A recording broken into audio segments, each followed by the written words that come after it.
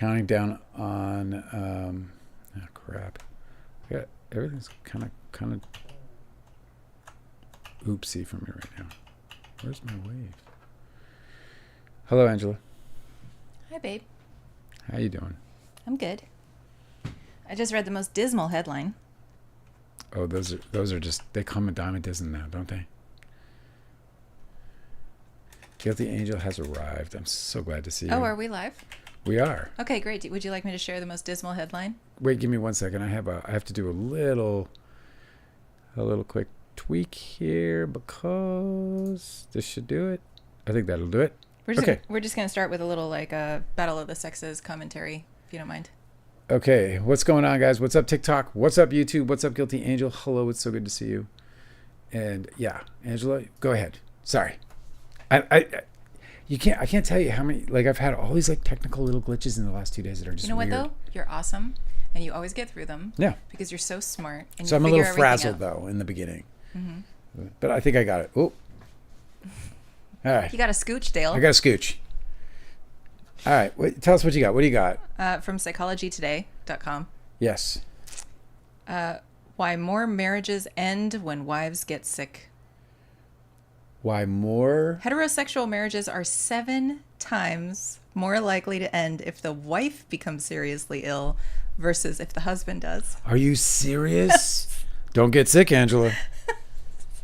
These husbands. Because if you say anything to me, I'm just going to be like, hey, I'm just doing what everybody else does. These husbands will straight up bounce. They just bounce. As soon as they have to be a caretaker. John Edwards. Yes. Everyone was shocked, but there it is right there. Still today. 7 times. I didn't know it was 7 times more likely. Read the headline one more time so I can really, truly comprehend this. Well, this isn't exactly the headline, but the article is about how heterosexual marriages are 7 times more likely to end if the wife becomes seriously ill versus if the husband does. What the fucking actual fuck? Well, how are you supposed to raise my children if you're sick? How are you supposed to cook meals for me? Why? Hey, I gotta eat. You know what I mean? This article is written by Bella DiPaolo, PhD. It's a study why more marriages end when wives get sick than when husbands do. Why? There's a why? In sickness and in health? Maybe not if it's the wife who gets sick. Research published in February investigated the vow to stand by a marriage in times of sickness. Most marriages do not end in divorce after a spouse becomes ill. Most marriages do not end in a divorce after a spouse becomes ill, even when the wife is the patient. So it's not like most. It's just 7 times more likely. Oh my God. So it's not most. It's not most. No. So what does that mean? So it's like most marriages stick together. Oh, okay. Through sickness. Of course. But when they don't. It's mostly the dudes that are splitting. 7 times more likely that it's a dude splitting. When the wife gets sick. It might be both, right? It might be that the sick wife initiated the divorce. Okay? Right. Yeah. It's not necessarily always that the husband leaves. A lot of people get divorced but I'm saying for the bills. Yes. Because they don't want to bankrupt the family. That is another variable that I don't think that they included in the study. That's a very important variable. Because that's very in line with the whole I think it would be naive. Patriarchal I think it would be a little bit naive to think that that's it. That's the only explanation. No, we know John Edwards. If you don't know who John Edwards was, he's a politician. He was a presidential candidate. He was a presidential candidate for the Democratic Party, and his wife had no scandals until he had a bunch. He had no scandals until he had massive. They talk about that volcano that's going to go off, that's going to end life. He had that. Yeah. In his political career, yeah. That volcano that's going to cover the whole earth in ash. He had an event that covered his whole life in ash. And it was a scandal where his wife, who was diagnosed with breast cancer, I think, but I think it was breast. Doesn't matter really because she was dying and he was fucking around with another woman at the same time as, oh my God. So principled even enough to become a president. Because that's what we used to care about. Principles. We did, yeah. They're back in the day when we were kids. So there you go. Anyway, John Edwards. I just saw that, and that's horrible. Kelsey Grammer, did he do that too? It's God. Well, now I need to know. You know how easy it is now to believe that people are bad? That, you just said, did Kelsey Grammer do that? And I immediately convicted him. I literally just was like, that motherfucker in my head. And I was like, wait. You're like, yeah, he seems like the fucking type. Yeah, I just don't, like, I got to watch, man, because my trigger finger is like happy. It needs to stop and be like, whoa, what's going on? Is it anything? Do we know? Oh, here's another what's going on? little tidbit. When a wife was depressed, but her husband wasn't, the marriage was more likely to end than if neither partner was depressed. No. But a marriage was at least as likely to end when the husband was depressed when the wife wasn't. That's a bit of I'm having a hard time combing that out of my mind. Yeah. Anywho, pretty dismal, guys. Yeah. Well, thanks for bringing that to the party. I have, for the party, I'm going to play it in a minute though, but I have Brian Friedman interviewed on TMZ, and I copyright and whatnot. I'm going to just play a little clip for it. I am going to put a link in the description after the live to the full interview, but you can also just go check it out on TMZ. But yeah, Brian Friedman responded, and at the end of this guy is just a fucking joke. And what's interesting about him is that this is all for entertainment purposes. Did I say that? And my opinions are my own. This guy is just really bad at what he does. I'm so surprised. He has to be getting fired. Like, he has to be getting fired. It's such an embarrassment. The whole thing is such an embarrassment. And the funny thing about it is, and like, I can't play the whole interview, like I said, for copyright reasons. It's a 5-minute interview. But he's acting as if he's bringing the trial, like he's bringing the case. He's acting He's as like, no, if we're not done. It's like, he's the one being sued right now. yeah. He's not suing anybody. He can't. He's like, we're going to continue. I'm like, no, you're not.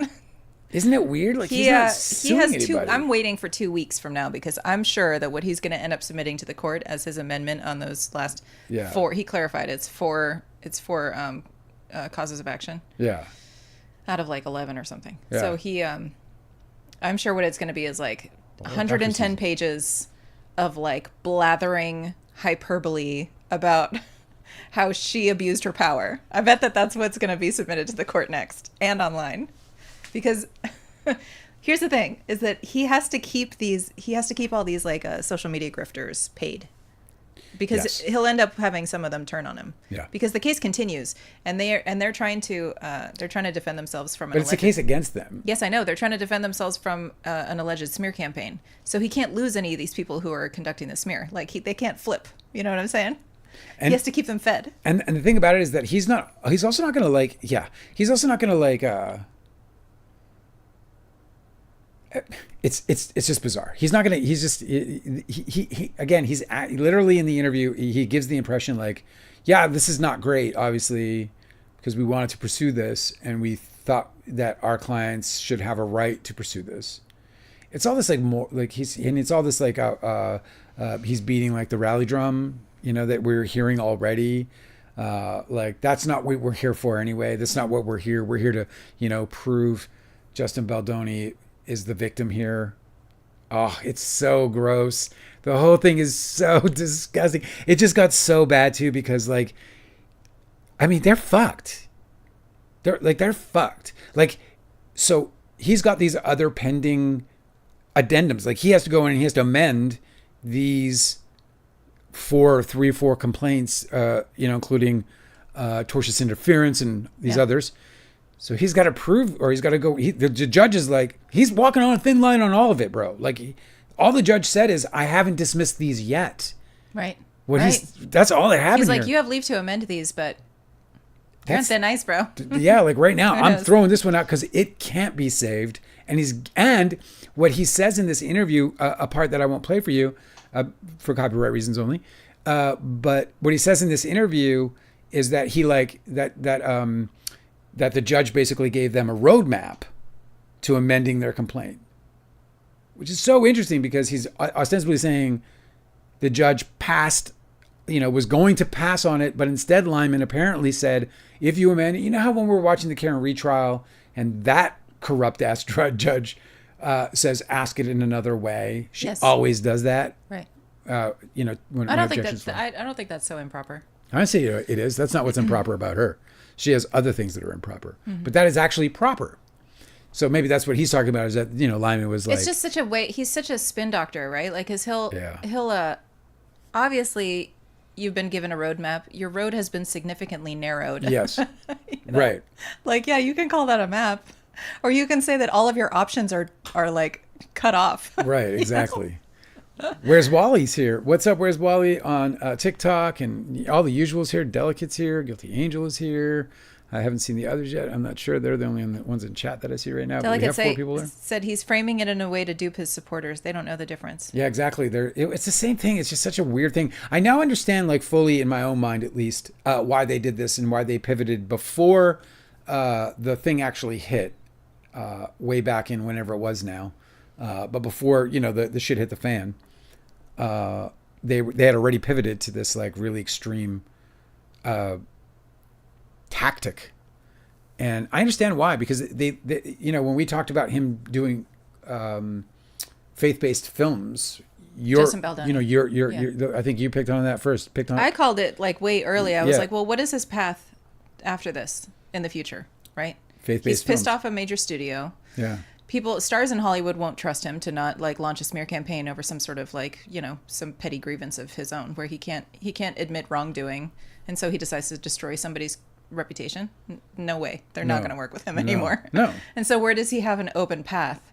And he's been so like, he's been so fixated on branding himself as this Baha'i person in everything that he does. He's always centering his religion. So it just seemed like that's definitely that's a genre that would embrace him and all these problems. They also are the most likely to be able where he could actually reinvent himself as some sort of guy who's like anti-Hollywood, taking down Hollywood, like corrupt Hollywood, power hungry, whatever. There's that whole ecosystem where it's like varying degrees of like, conspiracy theories to like anti-Semitism to like, religious, extremism, whatever. Yeah. Where he can still make movies. Where Steve Sarowitz it makes sense. That's what I'm saying. Like, I'm just saying that movies. pivot now makes sense to me because, like, if you're going to make this pivot and you're moving to these people who are so extreme, it just makes sense to me. Like, it all makes sense. Yeah, if you're pivoting to these extreme situations and these extreme people, and with an objective to make faith-based movies, you're on the right track.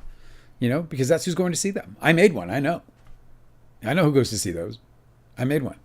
They are very forgiving of this type of misconduct. And it's so weird because they're very not forgiving of a lot of other. Like It's so weird because he's kind of like this guy in the middle, like Baldoni, in terms of like how he can fit in. Like in the faith-based community, that's largely Christian-based, right? Like by far, it's dominated by not just Christian but evangelical Christian. And so, but he's Baha'i, and there's no my understanding at least. I'm not angelical Christian. I don't know exactly if I'm right about this, but I don't believe that there's room for. Well, they're very exclusive. Yeah. Well, and the whole Christian faith, I don't believe everyone else is wrong but them. Yeah. Right. Like the Christian faith is like, right, Christ or nobody. Right. Like he is the will, he is the way, or whatever. All God through him or That's whatever. Really funny. He is the will and he is the way, whatever. Yeah. That's just a really funny thing. Well, I don't necessarily subscribe to that point of view. And I'm not trying to be I'm not trying to be shitty about it. I just don't. I don't, if that's what you believe in, I'm not going to say anything about it. People believe in Jesus. That's fine. I know. I'm not here to argue about Jesus, but I'm just saying. Me too. I'm very irreverent about it. I'm like, okay, you believe in it and you think it's special, whatever, it's cool. Yeah. That's not me, though. I'm not saying whatever to brush it off. I'm just saying I don't know what I'm talking about. But Baha'i does acknowledge, it does like make allowances for these other religions to be true also. Yeah. Because their whole thing. Baha'is fine with everything. Yeah, they're Baha'is like saying they have like Christians an umbrella aren't going to be idea. fine with what I'm saying is. What I'm saying is like Christians would be like, yeah, Baha'is cool with it because they think everything's cool, but everything is not cool. Because with Christians, it's Christ or nothing. Right. At least that's the impression I got when I made the movie with that faith group. It was very much, kind of a do or die situation. I think that's what it's like for them. Yeah. Yeah. It's going to be weird. It's going to be hard to navigate. I think that, I hope his family and his wife are really cool with making a lot of weird new friends. Yeah. Because they're not going to have necessarily a lot of the old ones.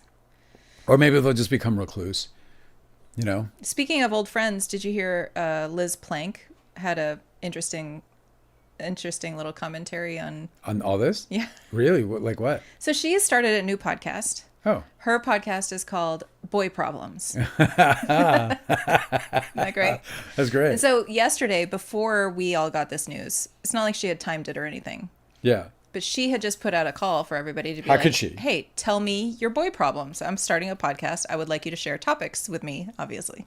Right? It's great. She's got a fan base. She's like, polling them. I'm already interested. What do you guys want to talk about? What stories you want to share? Yeah, absolutely. Share me your That's cool. stories about boy problems. Very cool. Well, then the news came out of Justin Baldoni's case getting dropped, and somebody commented in her thread on social media. They said, well, I know about one boy problem that was just dismissed in federal court in New York.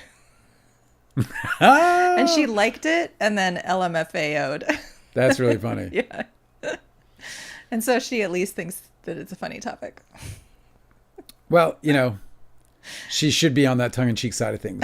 I hope she gets to talk about it because it is a major boy problem that Liz Plank was also fucking drawn into that she didn't deserve. Dr. Susan is driving from Dallas to Austin. Oh, that's fun. While listening. How long a drive is that? Don't text and drive then. Yeah, don't text and drive. How long? She's probably doing it by voice. How long is that a drive, I wonder? Hours, I'm sure. Hours? Texas is so massive. It could take her 4 days to get that to do that drive. I've driven across Texas. I wouldn't be surprised if somebody was like, "Oh yeah, that'll take you a week." I remember we were driving through Texas, and we went to McLean, and I was sure it was called McLean. This is my Canadian part of me that came. I was like, I think it's McLean, Angela, and you're like, it's McLean, and I'm like, I think that's McLean, and I was so sure of it. Okay, but who cares though? It's just a funny story because it was McLean. I was surprised you didn't tell the story about how we pulled in to get gas. That was the best. In McLean. Yeah. And it was like we just pulled into the set of like Friday Night Lights. It was amazing. And this like kid, this redheaded kid with a bunch of freckles, like pickup truck. in his pickup truck, and his like fucking football. his overalls. Yeah. And his gun rack. He pulled in behind us. It was so great. And he looked exactly like Jesse Plemons' character from Friday Night Lights. So we were like, this is Texas, y'all. It was really great. It was like wonderful. It was a perfectly wonderful cultural moment. I know. It was really fun too. It was great. Stopping at like a dive bar in Amarillo on our drive across the country. And it was, people were, obviously smoking inside, but having lived in Los Angeles for 20 years, like when the smoking ban was they were smoking. We went into a bar but it was just so for funny a beer, and we were just we're such city kids that we were like surprised, like, oh my god, they're smoking in a bar. It has been so long. I know. It could be going on. Like, it could be past 20 years since I've smoked in a bar or seen smoking in a bar. Oh man, where are city slickers if we're even surprised? Incredible. The saddest part of Will and Harper, isn't that what it was called? Yes. The saddest part of Willow and Harper for me was in Texas. Yeah. I cried. If you guys haven't seen that documentary, I really recommend it. Yeah, Will and Bring Harper. your tissues. I cried. That Texas made me cry. Yeah. Absolutely made me cry. I could barely keep my shit together. Oh, I did love that movie. Oh, speaking of documentaries. For sure. One of my very favorite musical artists ever passed away yesterday, and I didn't even know that there was he's so under the radar in mainstream. But of course the music heads know about him, and so Questlove made a documentary about him called Sly Lives on Hulu. Yeah. And it's wonderful, and I really recommend it. Yeah. We almost finished it. Yeah. We watched it right after our live yesterday, and so we basically spent the night with Sly Stone in this really beautifully crafted, intimate portrayal of one of the greatest musicians that ever fucking lived. Like, he's literally one of the greatest minds in music of all time. What I really loved about the documentary that I hadn't even known, because I was just a fan of his music. I didn't really know much about him. But I was like obsessed all through high school. And it was so weird because I didn't have a single friend that listened to this kind of music. It was just me, and I never had anybody to talk to about it. And so like, even yesterday, like I had to go digging around to like find people online that were talking about it because I'm like, am I the only fan that lives? But it was just I forgot what I was going to say. Oh, Angela. Don't do me. I was really glad that they featured Prince too, and how much Sly Stone influenced Prince and his whole. Yeah, to play a little spoiler on that, they one thing that was incredible and kind of whatever innovative, I guess, in some way, was that Sly had an interracial band in a funk setting, which was incredibly sort of almost taboo, actually, in terms of like to the community, to put together such a authentically black thing, a funk band, and then to have this interracial thing. Well, this is at least how I didn't realize the portrayal of it was, and then they put this beautiful, incredible. Just to finish up, they put this like beautiful, like side by side of Prince in the way that Prince had structured the band. Like one of the big breakthroughs of Sly Stone that he did that was very unusual was that he just didn't have his women as backup singers, but actual musicians and singers. And that was very unique to the time. I heard that on NPR today. And so when that Prince moment that they showed in the documentary, I thought was so fucking cool because he's doing the same thing. You know, he's what's her name on the bass singing, and yeah. So yeah, Prince doesn't exist without Sly Stone. It doesn't exist. I remembered what I wanted to say. I didn't realize until this documentary. I had no idea that he was so kind and like really sweet with the people that he played with, and that everybody, like, he had the same sort of devotion to his music that all these hardworking, incredible musical geniuses do, where everybody's like, oh, he never stops working, and we work too much when we're with him, and you know, we like lack sleep, but we all had a great time. And anytime he talks in any of the interviews, and maybe this is just really choice editing on the filmmaker's part, but in every interview that they try and give him credit, he immediately bounces the credit to somebody else in his sphere. And I just thought that was really gracious and wonderful. So it's good to know that it wasn't a posthumous documentary. No. So I think that they're just telling the truth. Do you know what I mean? Like, it's not like it's like, you know how like when someone dies, they're like, whoa, and there's this, and there's an embellishment on the goodness and the good side. Like this documentary was made while he was living and there was no protest, you know? It's not like people started coming out of the woodwork and talking about how. Well, that would be actually a reason why it might be slanted, because he could still sue if they said anything negative about him. I can actually intimate a little bit about it. So he went through a really terrible time. In 2015, he sued his manager and I think his lawyer. And because they had stolen from him millions and millions of dollars, and he won the lawsuit. But it was like, I'm so glad he won. But the lawsuit like exposed just how terrible he had been treated all through, from labels and just so. Because he died worth $500,000, and we're talking about one of the greatest musicians of all fucking time. It's virtually broke. Do you know what I mean? Like, he was like hanging on to dignity through his life. I mean, obviously $500,000 to any one of us, probably here with the exception of perhaps Dr. Susan. It's a big deal, right? Really big deal, right? But for him, right, he's at the top of the mountain. I mean, this guy was for example, why are you calling out Dr. Susan? Go make her text, bro. She's driving. Don't text Dr. Susan. don't text. Because, he got me off the rails on that. I'm having fun with the people we hang out with.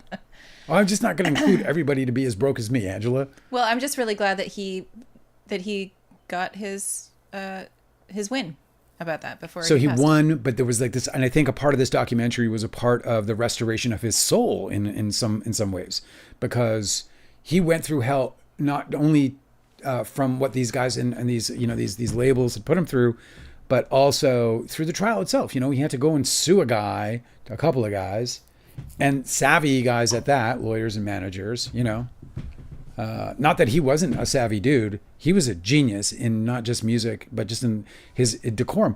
There's these beautiful. You have to see this documentary. What's it called? It's called Sly Lives. Sly Lives. Where did we get it? I saw it on Hulu. On Hulu. Questlove is making really amazing documentaries. There's another one on Hulu too with the about the music festival. I forget what it's called, but it's brilliant.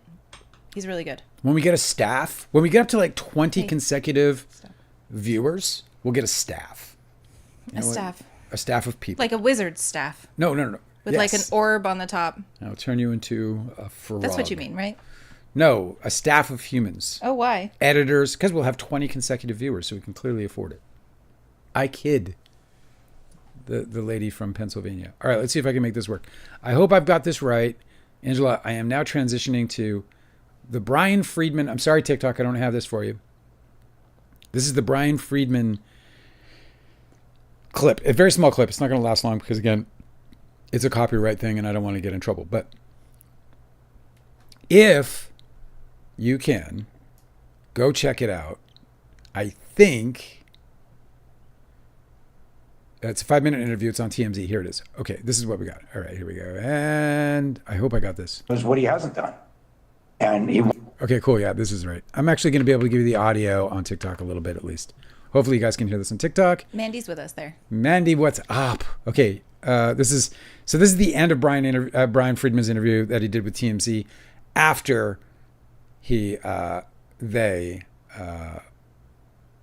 lost. Wants the truth to come out, and he wants to do that in the appropriate way. He's not walking around taking victory laps and.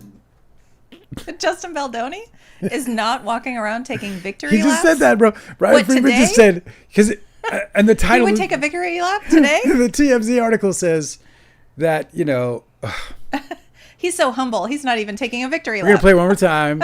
I don't care about copyright because I think Brian Friedman deserves to be heard to See what all I mean people. About opposite day and this guy who always just says the opposite. He's like, yes, my client was absolutely decimated in court yesterday, but he's not taking a victory lap. What? Because you lost. That's not how it works. That's not how it works. The Philadelphia Eagles, I'm a fan. And when they played the Kansas City Chiefs the first time in the Super Bowl, they lost. So guess what? You took a victory lap? They weren't the champions. They didn't get to have the parade.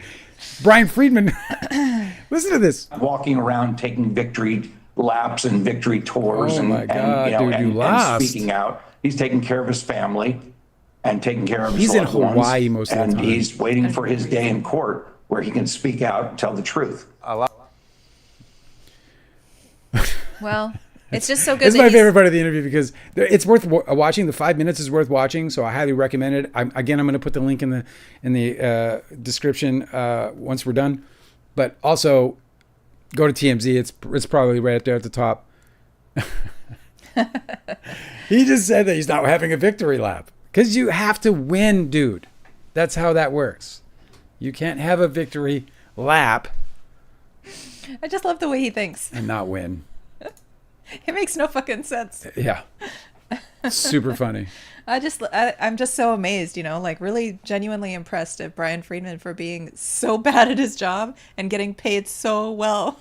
And he even has like this reputation, for being awesome. It blows my mind because their whole thing is gaslighting. That's what they are. They're just gaslighters. Like the whole interview is him basically posturing as if, well, that's a disappointment. It's not what they were looking forward to doing in the first place. Let me be clear about all of this. They're the ones who got sued. They're sued. They're the ones being asked to answer for folly, not the other way. He's acting as if, like it's so ridiculous. Yeah. I remember I was 18 years old, and I got a DUI in Winnipeg, Canada. And I was going to trial because I got a lawyer and I was going to go to trial, right? And that bench, judge, that kind of thing. We show up and the cop who arrested me didn't show up.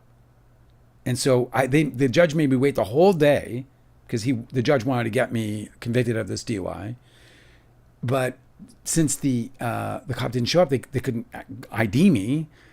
But my lawyer at the end, he said, and I was like, what the fuck did you just say? Because he was like, well, Your Honor, I have to tell you that we had some issues that we definitely want to take up with the court today. So I can't say that we're totally happy about this. And I'm like, the fuck you mean by that?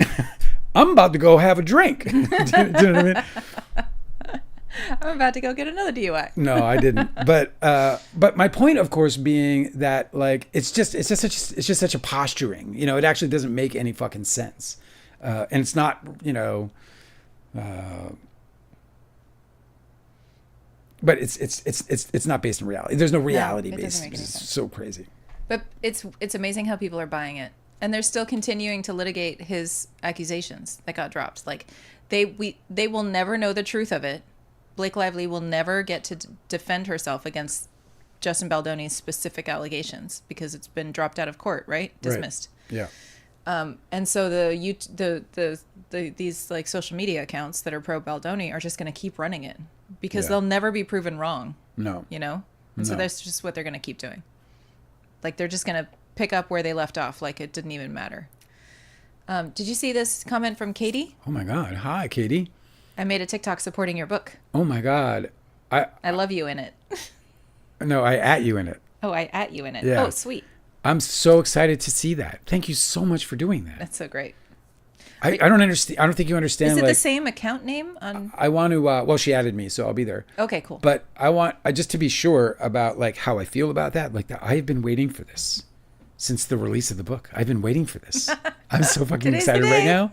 I'm so excited right now. I've literally been waiting for this moment. Today's the day that Jupiter went into Cancer. It did. Which is, by the way, my ninth house of publishing in astrology. Ninth house is, among other things, about publishing, as it were. When you get into the minutia of the ninth house, it's obviously about foreign travel, philosophy, religion, these other things, but also publishing. In fact, our publishing company is called Ninth House Publishing. I think one of the reasons why Taylor Swift is a global superstar and not just famous at home is because her Jupiter in Cancer is in her ninth house also. Yeah. I'm so excited right now. You're going to be a global superstar. I feel like, thank you. Just like Taylor Swift. I want that, please. I don't want to be you know what? I don't want to be a superstar at all. I have no desire for that. But I do want some money at this point. I am ready for some money. You're ready to I am. I've been broke a long, long time. Like, I'm ready for I could use a little quiche. You know what I'm saying? We could use a kitchen with more than just one drawer. A fridge with a handle on it. I have big dreams. I have really big dreams. I'm already. Do you know most people? Because our kitchen is. So we live in this like old apartment, and because it's old, the landlord has convinced himself, or tried to convince us at least, that it's all of this faults in this place are because it's got a lot of character. Yeah. Hey, that's what you get when you get these old houses. But the fridge is from 94. The fridge is from 1994. 1994. I looked up the serial code, and we've been celebrating the fridge's like 36th birthday. People are like, get over Don's Plum. And I'm like, I'm not over this fridge. Why would I get over Don's Plum? And our kitchen has one drawer. Yeah, we have one drawer in our kitchen. It's kind of bad, but yet I still manage to cook a mean... Yeah, and Dale cooks every meal that we eat in that kitchen, like a boss. Thank you for the likes on... thank you for the likes on TikTok. I'm Dale Wheatley. Angela is off screen. She's on screen on YouTube. You can get to YouTube by a link in my description there in TikTok.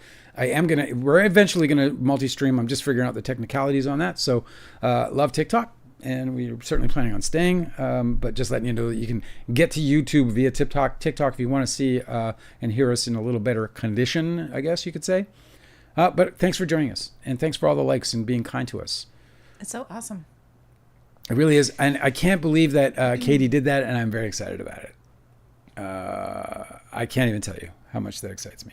But yeah, I'm really excited. You're gonna share it? Yeah, I got it. I'm trying to get toward like the commitment side or the consistency side. So I haven't been posting because I've been kind of putting myself in a position to get consistent. I've been writing and I've been doing a lot of actual like structural work. A lot of the Saturnian stuff is in play right now, and then I'll get ready for the fire. And then Mars will kick in and we'll get it all done.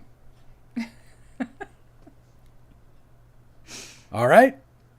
Sounds good. Let's see what else I have for you guys today. I have some stuff.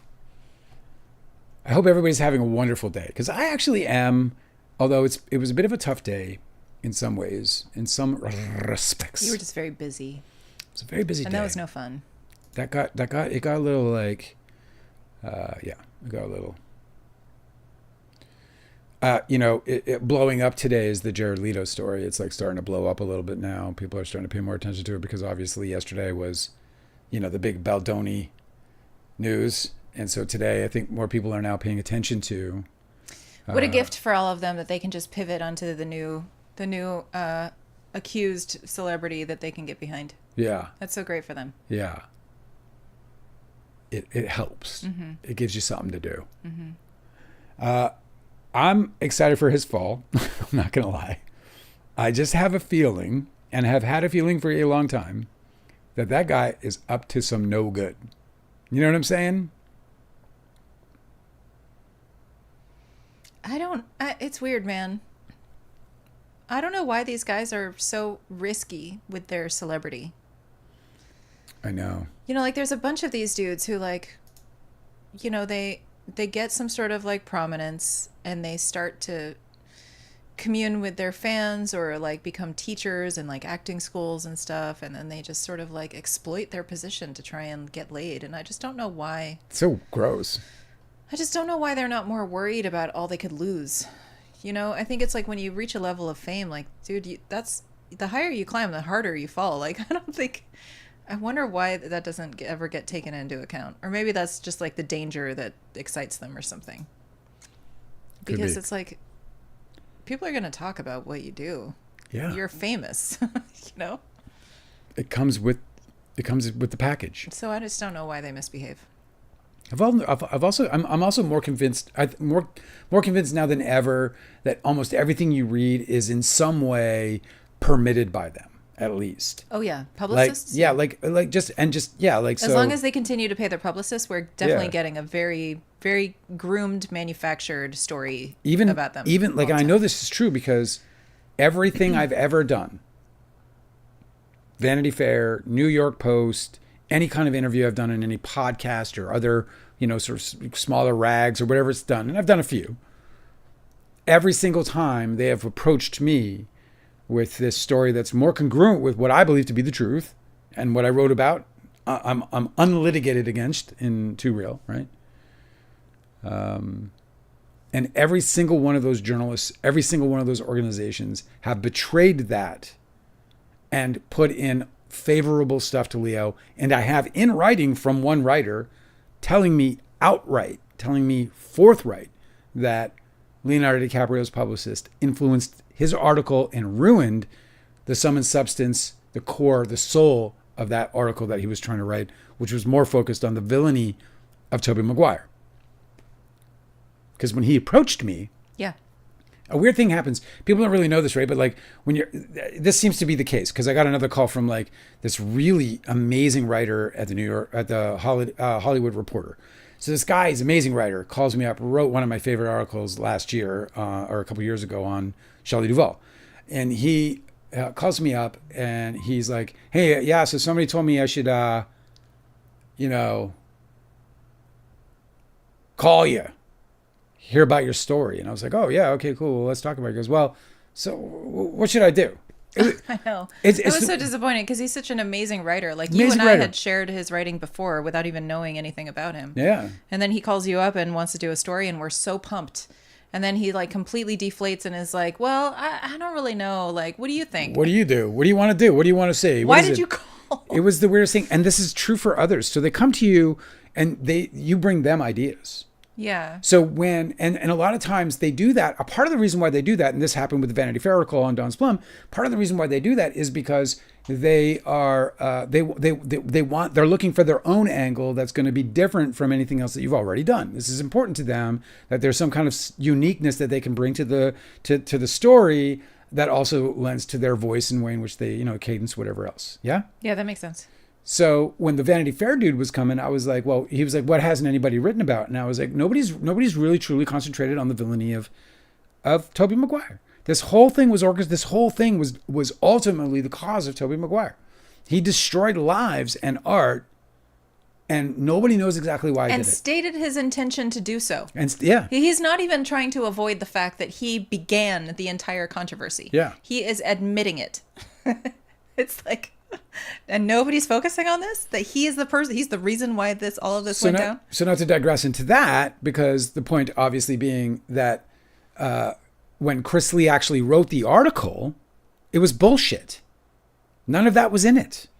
And then when I read the article, he asked me how I felt about it. I read it and I responded to him that it was an embarrassment, that he embarrassed me, and that had I known he was going to write an article the way that the article had turned out, I would have never sat for an interview. And I did like 3 or 4 hours of interviews with that guy for Vanity Fair.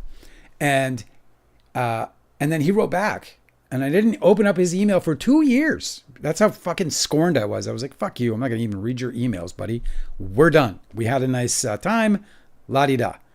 And then 2 years later, after being approached by the New York Post, I decided I better read what this guy said.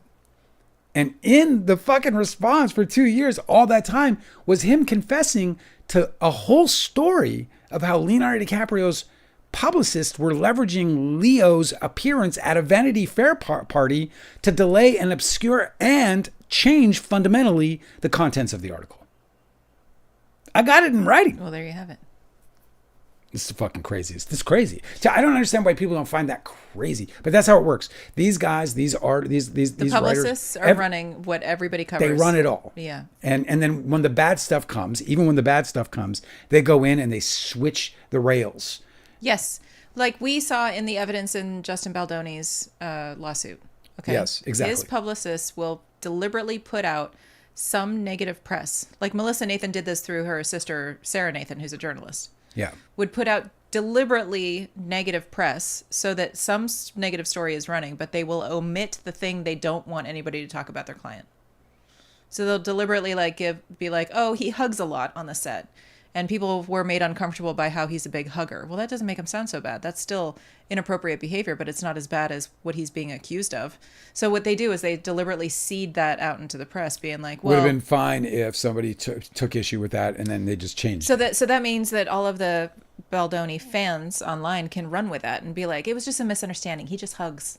Because they have somebody saying a negative thing. And so they're assuming that that's the negative thing everybody's talking about. I don't like the hug culture. I'm not going to lie. No, me neither. And obviously it's not appropriate for a workplace, but that's the way that the publicists will sort of like manipulate it, you know? So they're like, see, there are negative stories. We're not totally controlling everything. Like if there's negative stories out, well, they put out negative stories, but they're tailored, you know? Crazy, I tell you. It's a weird game, man. It really sucks that, you know, we were so excited when the internet started because you're like, oh, look, the world of knowledge at your fingertips. We're just going to share so much knowledge. Everybody's going to be able to learn everything about everything at your fingertips. And like just 10 years later, 20 years later, and it's all lies. Lies. It's all distorted. None of it can be believed. That's all. That's as long as it took to get ruined. Yay. Delicate's back. She was gone and the chat just shuts down. She's the heart and soul of our chat. On TikTok. Yeah. Mandy is with us. Hi, Mandy. Said, I've been wanting to do one for the book on Instagram, but you don't have a real account to tag. Oh, I guess I should. I do have an Instagram. Yeah, thank you. Dale's Instagram account is dale.wheatley. Yeah, and no, it's but then, awesome. And he posts pictures of bugs and dogs and birds. And maybe you should just do like a few posts about your book. I haven't been on TikTok. I haven't been on Instagram in a long time. I know. I want you to keep. Dale has so many amazing pictures of bugs and birds and dogs on and his Guatemala. phone. And Guatemala. I want you to use Instagram. But yeah, he does have an Instagram, and I should just take over your Instagram and make it a thing. I would love that. Elle on TikTok is Katie. Oh, Elle is Katie. Yes, said, hey guys, it's Katie from YouTube. I'm just making a comment here so you're able to see my video. Okay, great. Yay. I'm so excited. We're going to check it out. Honestly, that is just a crazy exciting thing for me. I've never, like I said, it was just on my, like, so there's this other writer that I was kind of chummy with who kind of showed me a little bit of like what to do on TikTok. It didn't really work because she's like a romance writer and I'm a memoirist and like I can't make people, anyway. What was I going to say about her? God, my mind's slipping, dude. I literally like saw the thought. I saw it go, whoa. It was just getting smaller and smaller. You were talking about how like a balloon. Marketing your book. That you got advice on marketing your book from somebody who writes a different genre. No, I know. I was talking about this writer Instagram. Yeah. Anyway, it doesn't matter. Forget about it. Well, that's really funny that you say that because... Oh, no, that's what I was going to say. I'm sorry. So this person who was helping me out, she wrote this like pretty popular dark romance novel. And she was sharing on one of the forums that I'm on of her success story of like, you know, and she's killing it. Like she's making serious money. So she's really cool. And I reached out to her for some help and she gave me some, but so I was like, you know, kind of closely tied to her for a little while because I was like modeling her and kind of learning from her. And she got, somebody added her and they did like their review of the book or whatever. It was like whatever, like it wasn't, I don't want to call it a book review, but it was like, whatever, like they're supporting the book, like Katie said. And, I just was so happy for her, man. I was like, oh my God. I don't think she got it. Like she was like, yeah, that's cool. And I'm like, no, it's not cool. It's a big deal when you get confirmation that there is word of mouth. That people are actually talking about your book? Well, somebody cares enough. That somebody cares enough, for me, to it's talk all to about other that. people Like, about it. to be compelled enough to like, hey, I Yeah. want to tell people that That's this really is cool. worth your time. That's the dream, right? To take some of your time to tell people that something I did is worth your time. That's neat. Is pretty much the I think is the nicest thing you can. I mean, it's just. I'm grateful for everything. Just when you said that you forgot your train of thought, Delicate said, I had to hit pause and read research on dementia with traumatic brain injuries. I have a huge project at work in dementia. There are several types of dementia. Yeah. And I was reading it just as you said. I forgot my train of thought. I was like, oh no. Dementia, I think, is the scariest thing. It's such a scary thing. Well, that's got to be a wild, man. I just respect you being in that space, and I thank you for being in that space, because it takes a lot of courage to like come face to face with, you know, the you know, that side of reality, just that terrible inevitability for so many people, you know, and dementia doesn't seem to be shrinking. It seems to be expanding. It just, I feel like more and more people, and it's happening in my own family's life, and I can't be there for them. Unfortunately, they're up in Canada. I can't get there. I'm scared to go across the border and try to get back into this country. And I'm not shitting you on that one. So, but you know, my mom will, like, I called my dad on his birthday and I was like, happy birthday. He's 84. 84. So we had his, holy shit, you know, you made it, you know, all that stuff. And then, he's like, and then he had like this moment where he just passed off my phone. Like, we're on the phone. He was like, he didn't even say goodbye. It was just like, he just handed the phone to my mom. And all of a sudden my mom's like, hello there. I'm like, what the fuck is this? So then I talked to her for 10, 15, maybe even 20 minutes. We get into a deep conversation. And then the next day I get a call, and it's my mom. And she's like, hey, I was just thinking about you. And I was like, man, I haven't talked to Dale in a long time. And I was like, oh, shit. That was yesterday, Mom, for 20 minutes. Yeah. Oh, no. And it's a scary moment, you know, like when you're confronted with it. And I saw it with my grandmother, but now with my parents, seeing my dad like that. My dad just doesn't remember the call we had, you know, like he's forgetting things within the call, you know, the current call. Oh, yeah, like forgetting what he just said to you? Like, say something and then I'll say something in response, and then he'll just repeat as if he hadn't said it the very previous sentence, repeat it again. Like, and in the same way. So he'll be like, I saw Bob. You remember Bob? And he caught a sturgeon. I swear to God, it was as tall as him when he held it up. A sturgeon right out of the Red River, held it up right next to him. And then I'll be like, wow, yeah, Dad, you remember that time when you caught that sturgeon? And then all of a sudden he'd be like, you know, that Bob, I saw Bob, and just say it exactly the same way. I was like, oh, yeah, I remember that. And then I just like spend a comforting moment in it. It's kind of disturbing. We should move on. Scarlett Johansson says dating men outside of Hollywood caused a lot of jealousy because actors have to be so intimate. And I'm laughing at this because like how many times have we heard about set love? How many times have marriages in Hollywood been broken up because people go to Brad Pitt and Angelina Jolie, right? It was, what was it, Bennifer? No, that's Bennifer.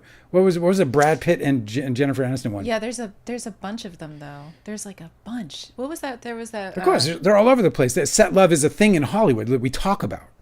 Yeah. You'd be like, well, dude, she got set love. Oh, no way. Yeah, broke his heart. You know, because you're like, I'm doing a movie with Brad Pitt. Nothing is going to happen. Yes, there's an intimacy. Yes, we're all going to be naked, but I'm going to be wearing the patch. Everything's going to be fine.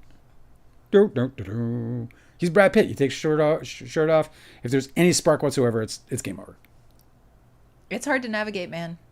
That's got to be really. But anyway, it's a funny thing to say because it's like jealousy. It's like anybody's going to be jealous in a situation where, yes, I'm going to have a difficult time if my actor wife is in a scene with one of the hottest men ever, and I look like a fucking bowling ball with hair, and she's like fucking macking out with the dude. I'm going to be with one of the hottest men of all time. Okay, but how much does it pay? You'd pack her lunch. Come on. Yeah, I might pack her lunch and make sure the prenups are all in order or whatever. So what do I get if this doesn't work out? Are we splitting it down the middle? 30 million? Never mind. I was going to say something, but I'm not anymore. That's fine. Don't you worry broke about it. my heart. No, fill my bank. Anyway, sadness and disappointment in the intimacy. I don't even know what I'm saying anymore. It's silly to me. It was a silly statement to me. I was like, oh, really? Yeah, sure. Guys outside of Hollywood are jealous. We all know marriage after marriage after marriage. Blake Lively and Ryan Reynolds. What? They became a thing. They were. Who was it? Was it? Oh wait, no. Maybe I'm thinking. Maybe it was Mulaney. It just happens over and over again. Set love. Just happens. It's got to be Stefan's tough, here. What's man. up, buddy? Good to see I don't you. know how people do it. You don't? Yeah, me neither. Stefan thinks you're looking fine. No, he thinks you're looking fine. He thinks you're looking fine. Hey. That's what he says right here. Oh, okay. Looking fine, guy. No, guys. No, he said guy right here. Yeah, stop it. He's very kind to us. Yes. Do you accept his kindness? Yes, I do. With grace, humility. All right, let's talk about the chick who's on trial. Do you want to talk about her? Karen Reed is gonna walk from. What a crazy day for this judge, bro. So the defense's argument is just getting stronger and stronger and stronger. It's Stronger. honestly, bro. If this woman goes, here's the thing about white people. If she goes to jail, there should be rioting in the streets, and I'm not even kidding. Like, if this woman gets convicted of these fucking charges, there should be rioting. This judge is corrupt. If she gets framed, She's corrupt. She's been framed for killing a cop that allegedly other cops killed, right? Like the suspects that make more sense are actual police officers. So if she's getting framed for a job that other cops did on a cop, like, I mean, that's why it's a huge story. It's why it's a huge story. And I'm actually really surprised how often when people talk about the story on like Court TV or just anywhere online, how often people forget the victim. Like him and his family are never going to get justice. There was laughter in the courtroom today that was so inappropriate. Yeah. They were laughing over forensics. Because the prosecutor, and here's another thing, he forgets that there's a real victim and that the victim's family Brennan is does. in the court. Yeah, Yeah. more than anybody. Today he said... I couldn't agree more. He said a brain is the consistency of tofu. Of tofu. And he asked the medical examiner, and she was like, he goes, well, that's gross. Well, she was like, that is gross. Yeah. And he was like, and he was like, okay, but would you say that brain is about the consistency of tofu? And then she said, well, I guess it depends on the kind of tofu. And then they had a laugh. They're talking about John O'Keefe's brain. That's the testimony here. They're literally talking about specifically. I mean, he was specifically talking about a brain, a person's brain. But yeah, we're talking. They had slides up of his actual brain from the medical examiner's photographs. The line of questioning that they had to show the jury was on John O'Keefe's brain. Yeah, absolutely. It's messed up. And by the way, it was such a dramatic day that O'Keefe's mother had to leave. They put up actual photographs from his autopsy for the jury. And I just based on everybody's eye line, because often we can't see what they're seeing because they're gore photos. But it looks like the projector is projecting onto a screen that's above where his family is sitting. Yeah. So I've seen his brother try and look at one of the exhibits in a different exhibit days ago, where he had to really like lean over and like look back behind him. So luckily, it's not like his mother or any of the family members are just seeing it in their periphery. She left nonetheless. Yes, she left because she didn't want to hear it. And it's autopsy photos. So. But the medical examiner was very clarifying, and the jury heard all of this. They heard that he did not die of hypothermia. No. So he was not. It's very unlikely that when he passed away that he was out in the snow. But for clarity, she disagrees with his expert, because his expert said clearly that he died of a combination of the blow to the head and hyperthermia. Yes. Sorry, I misspoke just then. Yeah. She said that he died so fast that he couldn't have died of hypothermia. Correct. And they were saying that it was a secondary cause. But she said that there's very, very explicit things that your body goes through. There's a name for it, I can't remember. But they look for that, and if that's missing, then the subject didn't die of hypothermia. Specifically, the damage to the brain and meant that the brain had swollen to a state, or the swelling of the brain had been so extreme that it had to be rapid onset swelling. It wasn't like gradual. Yes, this is another thing that was so massive. So you need a lot of damn force to crack the back of your skull. So the prosecutors have been saying for a long time that he may have been disoriented but used his phone, but opened his phone, because the timeline, they're struggling to match up the timeline to have Karen Reed be responsible for his death, for his immediate death. So they're like, well, what if he was just like a little bit bumbling around and using his phone after? Maybe. Yeah. Well, she was like, no, not with that brain injury. That brain injury would have caused immediate unconsciousness. He wouldn't have been able to have any conscious thought or deliberate movement of his body. He wouldn't have been able to control his body whatsoever. Right. The guy's unconscious after that. And so that was very clarifying for the jury. So any doubt about whether he continued to use his phone or even pulled it out and the phone woke up after Karen Reed allegedly struck him, is completely off the table. I mean, you have to take it off the table if you're a juror. You have to be like, well, I can't believe that there's at least doubt. Another thing is, she said that the wound pattern, the mortal wound on the back of his head, that the wound pattern suggests that he struck a different surface. And she described sort of what that surface would be based on how his skin is scraped up. She didn't think that matched frozen lawn. There were some super particular interesting things about that. By the way, he tried to get in, Jackson, attorney for Karen Reed, he tried to get in that she saw the inside of the house and that there was barbells there. She tried to get that in there because she describes the wound as if he, the textured bars on a dumb. She described that as being she didn't say that specifically was the thing, but the surface that she was beginning to describe was clearly going to correlate to what she saw in that garage, which she thought was capable of producing the wounds on the back of John O'Keefe's skull. And some really interesting stuff, because Brennan tried to push about him getting that wound from grass, even frozen grass, and she was like, no way. And part of the reason was because of the nature of the crack. So she was able to, by the forensically, be able to see that the crack happened. There was motion to the crack, and that the crack had to, because of the nature of the crack, it had to be like an edge of something, because where the pavement or the frozen ground, then it would have created more of a spider type fracture. So there was the fracture, like, to be a juror in here, the fracture pattern doesn't match the idea, the claim that he landed on his head and hit the back of his head on that surface. She also said that none of his injuries matched with being struck by a car. She said that his arm injuries didn't match being struck by a car. She said that there were x-rays, and the prosecution's expert witness said that there weren't x-rays. And so that's another thing.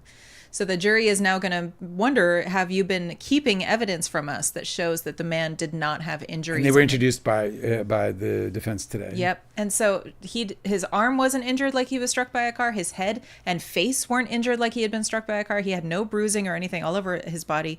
The only injuries to his torso were from the life-saving equipment that was being used for the CPR device. And it was just amazing how she was just like, she said very directly, she said, this victim was not struck by a car. And argumentatively, practically, they were actually arguing about it, basically back and forth. So, you open it up, when you open up O'Keefe's arm, the problem with the judge. This judge is corrupt. So this woman, who is this expert, her name escapes me at the moment, forgive me, but she is described by Jackson in his motion plea to the judge. He says of her, this witness, this expert put forward by the defense, that she is the most qualified medical examiner possibly in the entire country, but certainly on the Eastern Seaboard. There's nobody more qualified, recognized. And by the way, we're not talking, Brennan uses her. Brennan hires this woman. She's used a lot to testify on behalf of the Commonwealth. So she is an expert witness who makes her living as an expert witness. And she is absolutely, clearly, abundantly qualified across the board. The judge will not allow her to be a dog bite expert. She's been recognized as a dog bite expert. Yes, but she did allow her to say that they were clearly animal bites. It was and helpful. I feel like that's a win for anytime that the defense so far has been losing these fights and their arguments. Like they try to get, they try to whatever motions or whatever they lose, but they end up winning in the testimony. And so I just feel like they're really excellent at maneuvering, and I'm really glad that Karen Reed has a great team in her defense counsel. For sure. Absolutely. Anyway, so yeah, Jackson, he just took care of business on all that, except that where it got tense was when she kept trying to refer to canines. So when Brennan tried to get in cross or recross, when he was trying to get into issues around what she forensically was thinking, like there's some interesting things. For example, the prosecution's expert on the maybe Dr. Welcher or somebody like that, but their expert anyway called them superficial abrasions or scratches. And actually, when you look at the proper photograph, they look a lot more like that than they do in that one photograph where the contrast is really high and they look more like puncture wounds. But an interesting thing Brennan did kind of pull off, which isn't good for the defense today, was that he got this witness to say that they were puncture wounds, where the other expert says they are not, and it was interesting. And she gave a decent definition about why she thinks they're puncture wounds versus them being just abrasions, because they're not. There's no scrape. There's no. There's an indention, even if it didn't get past, even if it didn't get. Yeah, there's like a laceration. Yeah. Are you okay? Yeah. Oh yeah. Why am I not okay? I know you were just stuttering a little. I didn't know if you were. I stutter sometimes, man. Do you not stutter sometimes? Mm-hmm. Sure. Call me out. You call me out on a live, bro. I gotta do my CAPTCHA. Hey. What I gotta do? Take a cognitive test? Make sure they know you're not a robot, okay? I'm not a robot, but I got one that vacuums my floor. R2D2. Dale, we need a dog cam. This witness was wild. Yeah, we do. You guys would love this one. You can put him on my lap and I'll show them. They'll freak. He doesn't like being on a lap. He goes like this. He doesn't look as relaxed on a lap as he does in the bed. That's why we need a dog cam, like bird's eye view into the bed, so everybody can see how the dogs are sleeping. Jackson asked her to be admitted as a witness expert on dog bites. She was recognized as a dog bite expert federally. She has done ridiculous amounts of training, speaking, and so on and so forth, particular to pattern and dog bite stuff, forensics. Yeah, and then the judge was like, no, no, total shenanigans. Where I'm going is that on day one, he goes and he asks for it, and then the judge denies it. This morning, he comes back and he asks the judge to revisit it. And when he does so, he brings up a line of questioning against that was directed to the other expert who was the dog bite expert for the defense, Dr. Dr. Russell, thank you. Where Brennan asks Dr. Russell to opine on this doctor, whose name escapes me, her qualifications as a dog bite expert. He has to witness about another witness. Yeah, well, and this has been a problem that Jackson brought up to the judge. He was like, "This has been an ongoing problem." Let me finish because it gets worse. So Jackson reads to the judge Brennan asking a series of questions about this expert's opinion about another expert who's now on the. So here's what happened. And this is what Jackson sort of claimed. He claims that strategically, Brennan questioned, what was that other one's? Graham? What's the other witness? Russell questioned Russell about this expert's qualifications for dog bites, and insinuated that this expert had done an analysis on the arm and made a determination potentially about dog bites.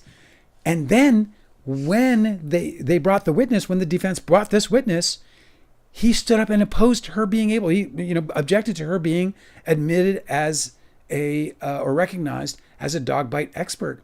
So what Jackson is ostensibly saying is that the prosecution put doubt in the juror's mind because they'll now think that that her results from her study of the arm and dog bites were not favorable to the defense, and so they're not putting it forward.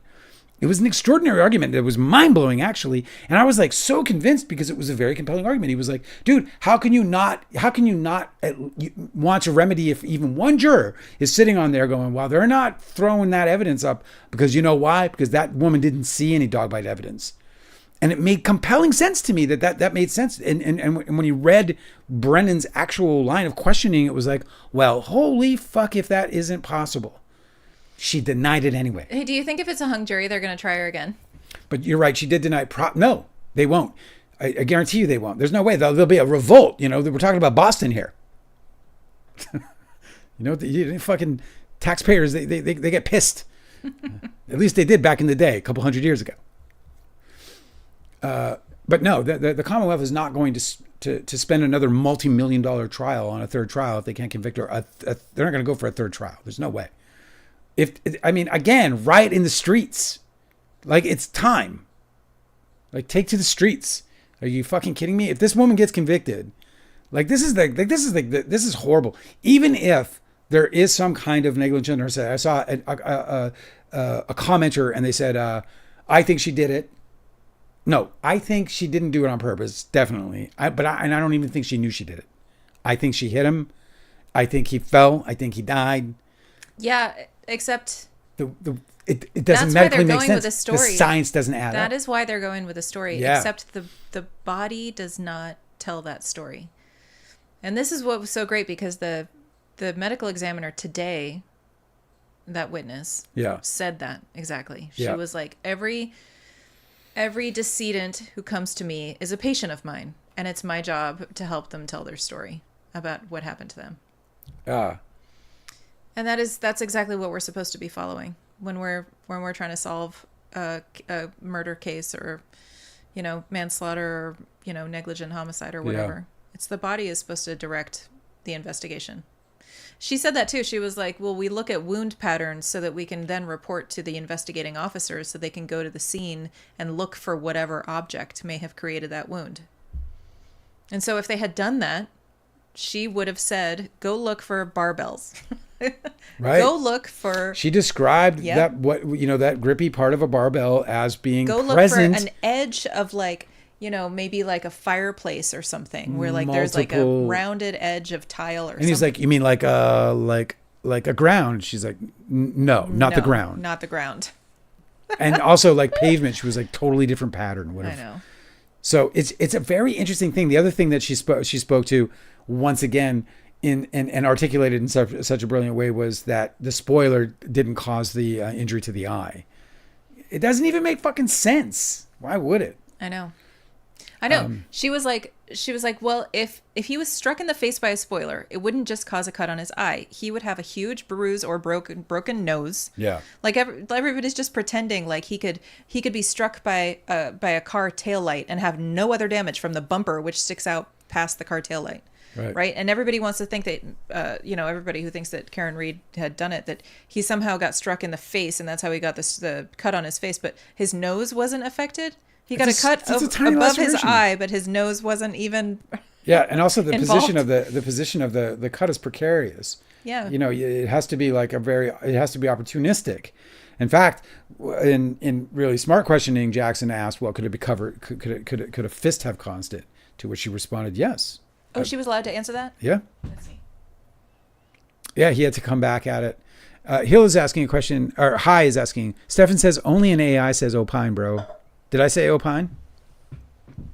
I have no idea what Did that you means. say opine? I mean, I'm artificially intelligent if you want to know the truth. My intelligence is entirely it's because artificial. You had to do your CAPTCHA, and I was telling you to convince them that you're not a robot. Oh. Hi says, do you guys ever think Leonardo wanted to be River Phoenix, or was it just a coincidence that he got all of his roles after he passed?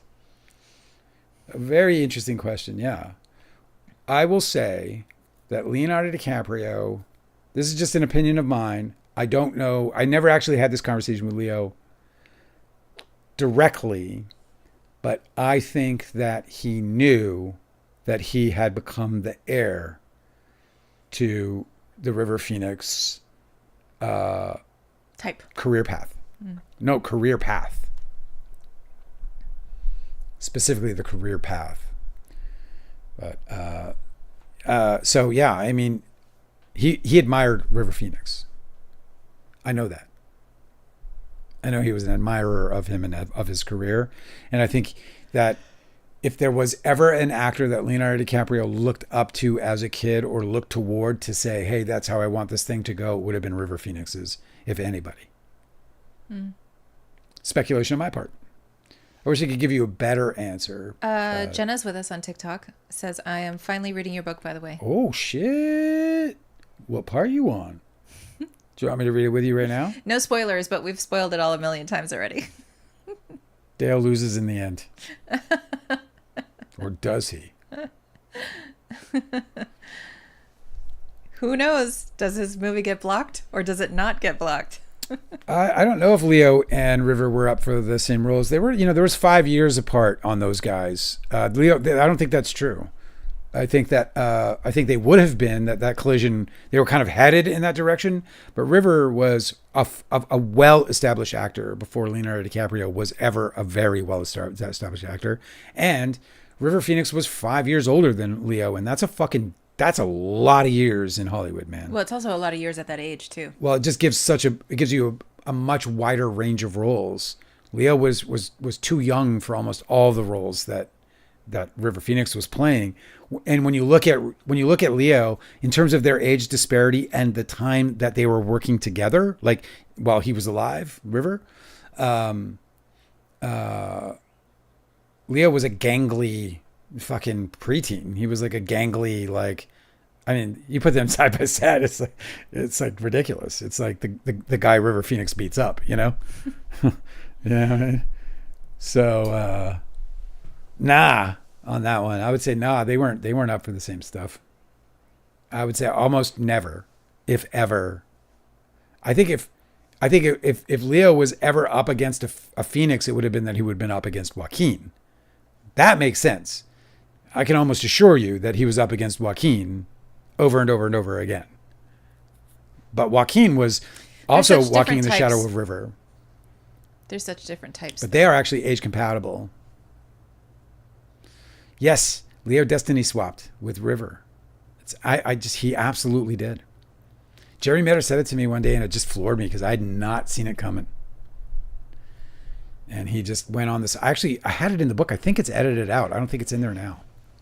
If any of you know whether or not it's in the book, let me know. But you're asking people if it's in your book. Well, they've read it more recently than me. And I know I wrote it. I just don't know if I left it in. But I wrote the conversation that Jerry had with me, where Jerry was like, just where he dropped the bomb. He was like, Leo has the career he has today because River Phoenix died on Sunset Boulevard. And I was like, oh my God, that is the grimmest thing I've ever fucking heard. It's like resorts in Gaza. It's like, what the fuck? It sounds like a creepy thing to say and be, like we're talking about a person's expiration on the planet, and it's like, and there's this massive benefactor indirect.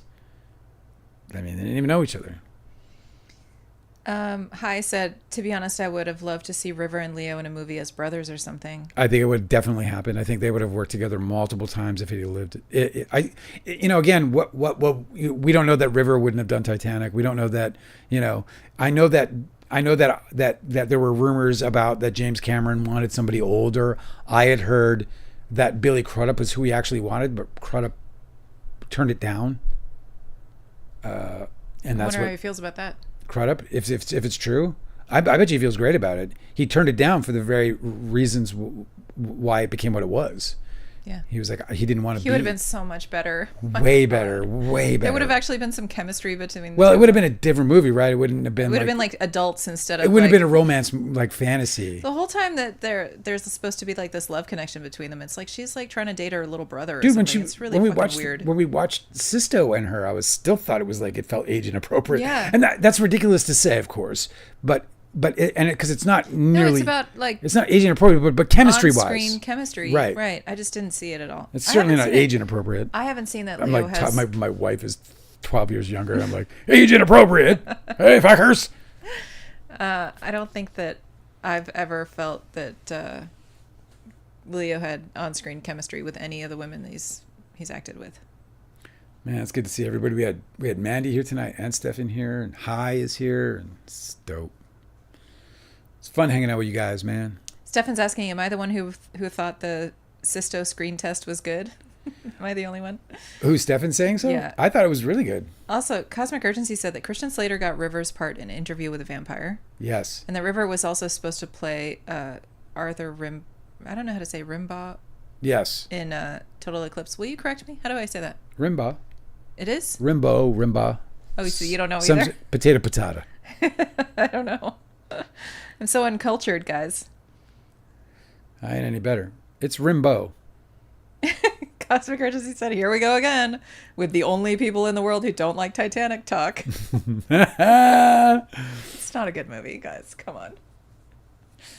Titanic is well. It has amazing. It depends on what you're looking production at. design, and it has amazing special effects. And the storytelling is But fucking great. The story itself is not, but the storytelling is fantastic. I mean, the guy knows how to string together sequences in ways that are in ways that are profoundly indicative of talent and skill and just artistry. Like James Cameron is a master filmmaker. He's not the greatest writer. I do not know why they always have to shoehorn a romance into every one of these action movies. Well, this is a romance movie. It makes me crazy. They did that with like Armageddon too, where it was just like, oh, okay, I care about these people kissing. Like, what? Do you know what? The planet is in peril. Like, yeah. the ship is gonna sink. Like, what do I give a shit? I mean, I might get one in there. Hey, one last one. I'd be like, hey, you want to check out? No, but why should I care about that, right? I'm not invested. Right, you don't in want to that. watch it. Yeah, exactly. You want to watch the guy. Did you know what James Cameron's pitch was? Do you know how he pitched Titanic? No. Well, here's the interesting thing about like back in the day, because this doesn't happen anymore, or maybe it does. I'm kind of told it doesn't, but what the fuck do I know? James Cameron walked into Paramount. Yes, I think it was, or it was Fox. I guess it was Fox, whichever the first studio was, because they ended up bringing on the other one later. And he pitched, he got greenlit on Titanic, which even when it was greenlit before it blew up, and it blew up in terms of budget. Like the budget blew up, like it got crazy. They did a replica of the ship. It just got fucking mad. Like nuts, and they had to bring in a whole new studio, and there was rumors all over Hollywood that it was falling apart, and I was kind of like, what the fuck? And the rumors of it starting to really come apart at the seams was happening right after Leo and I had our fight, so I was kind of rooting for it to fall apart. I was like, yeah, fall apart. Everybody knows the ending anyway, dummies, you know?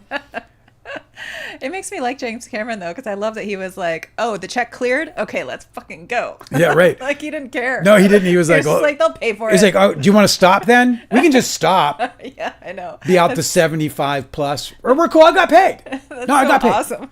So James Cameron walked into Fox, I guess it was, and he sat down and he said, and this is how he closed a $75 million budget on the spot.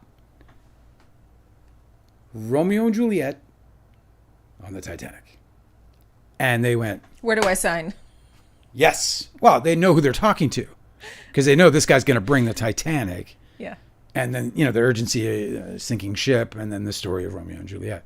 He didn't even pitch anything beyond that, according to legend. According to legend, he walked in the room and he said,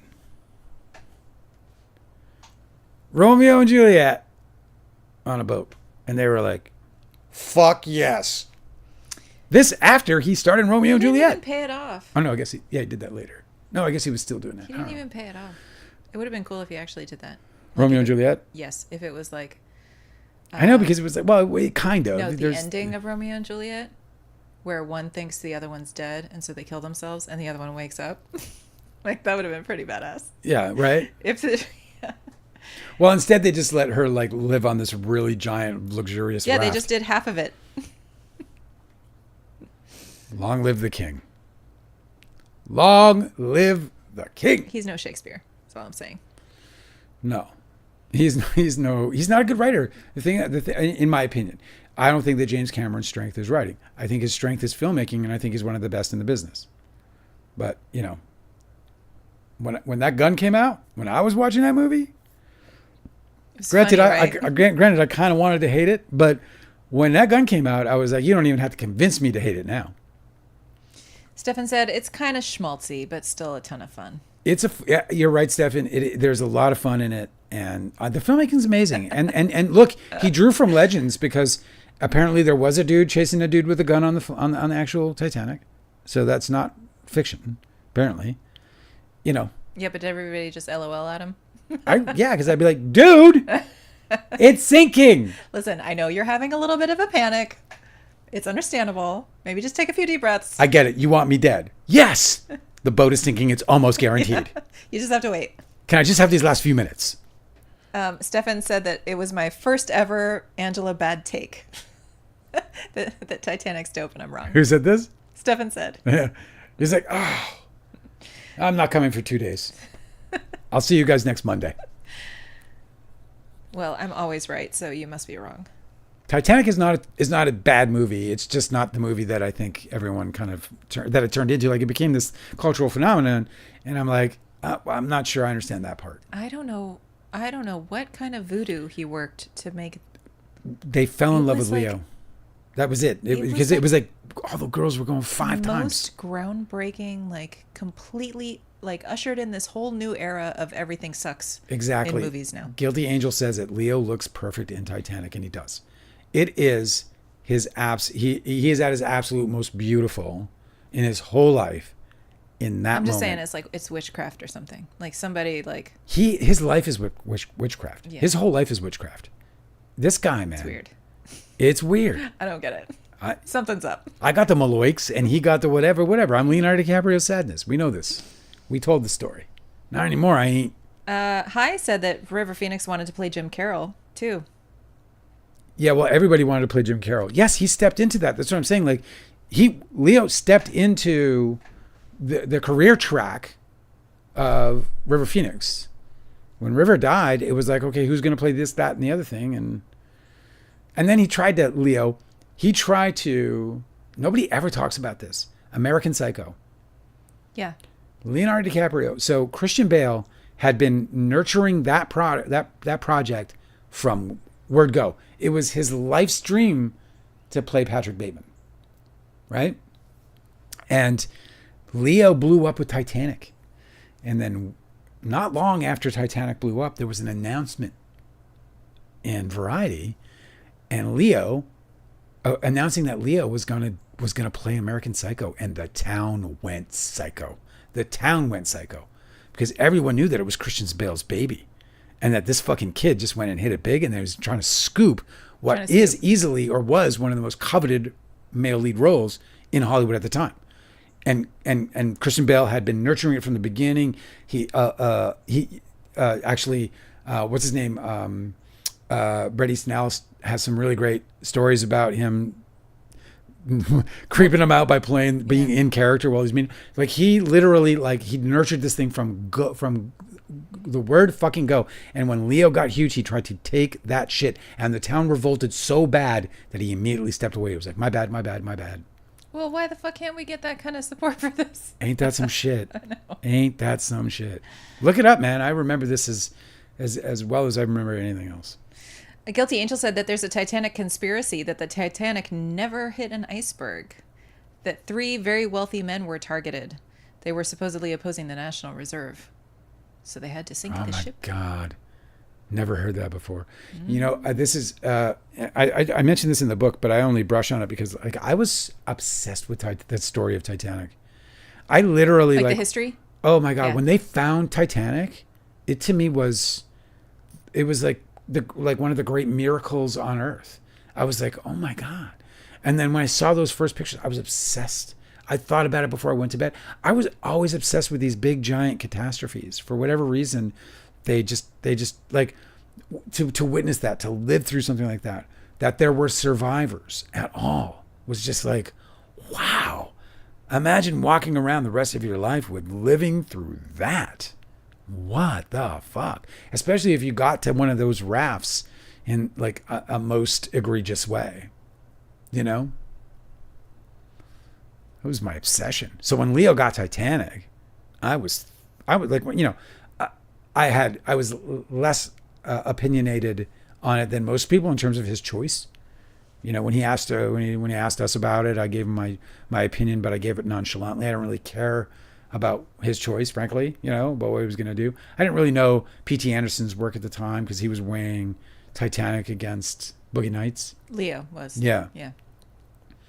But that's in your book. But in my heart, man, I was like, you're going to play, like, you have the chance to be in a story about us, you know, in a movie about a story that is like near and dear to my heart, you know, in terms of just things I follow. So weird how like we always had these close ties, him and I. In these what a strange coincidence too, that it was like a history that you were obsessed with. Yeah. And then it ended up being the movie your friend is in. Well, you guys are friends, but then by the time it comes out, you guys are mortal enemies. Mortal, eternal enemies. Yeah, and then he ruins it for you. Oddly, that whole rift completely ruins it for you because nobody ever talks about Titanic anymore without talking about that fucking movie. Yeah, it's only ever the movie. It's like the actual disaster never existed. There've been like a few occasions where it's not, like where there's like you know, they had the traveling Titanic museum. Yeah. And sure, like, they still have stills from the movie in there. When I was like heavy PTSDing over all this shit, Titanic went away for a while, but it would come in these waves, and it's always coming in all these different like cultural references or whatever. But there were times when there were like when that traveling museum, which like happened like I don't know, maybe 5 years after the movie blew up, and all of a sudden they were like put these artifacts and they were traveling all over the country.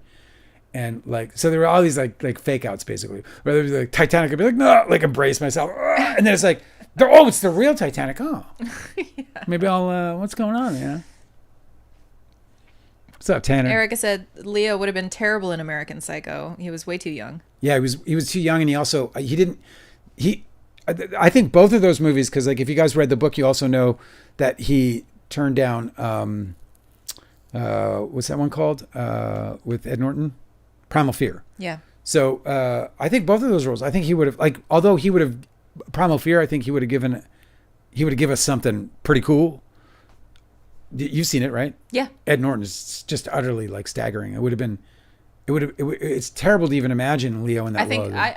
I think Leo might have been better in that role than Ed Norton. Well, because I don't think Leo had the innocence that Ed Norton had when Ed Norton was playing the stuttering like altar boy. Yes. To me, I don't think Leo could ever convince me of being this super vulnerable, stuttering, like he was too pretty. He was just too. Oh, really? Yeah. I disagree. I feel like Ed Norton seemed a little old for the role.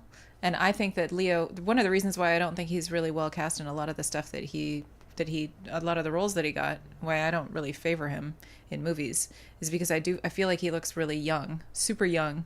And especially in that role, he could have really played up being this like virginal, innocent youth, and then have the big reveal at the end that I won't spoil in case people haven't seen it because it's an awesome movie. If you haven't seen Primal Fear, hang up the phone. But I think that's one that it was a big mistake that he gave that one up. Oh, for sure. I mean, absolutely. And he would have turned out a great performance. I mean, so little doubt that he would have done a great job. His version of that movie is a movie I want to see, whereas, what was the other one? The other one I wouldn't, but I can't remember what it is. Stefan wants to know, do you think you'll watch his new P.T. Anderson film? I think I'm gonna. I haven't seen a movie of his since Departed. Stefan said, why the fuck would you turn down Primal Fear? Oh, man. Well, it's in the book, remember? Yeah, he regretted it, apparently. It's in the book.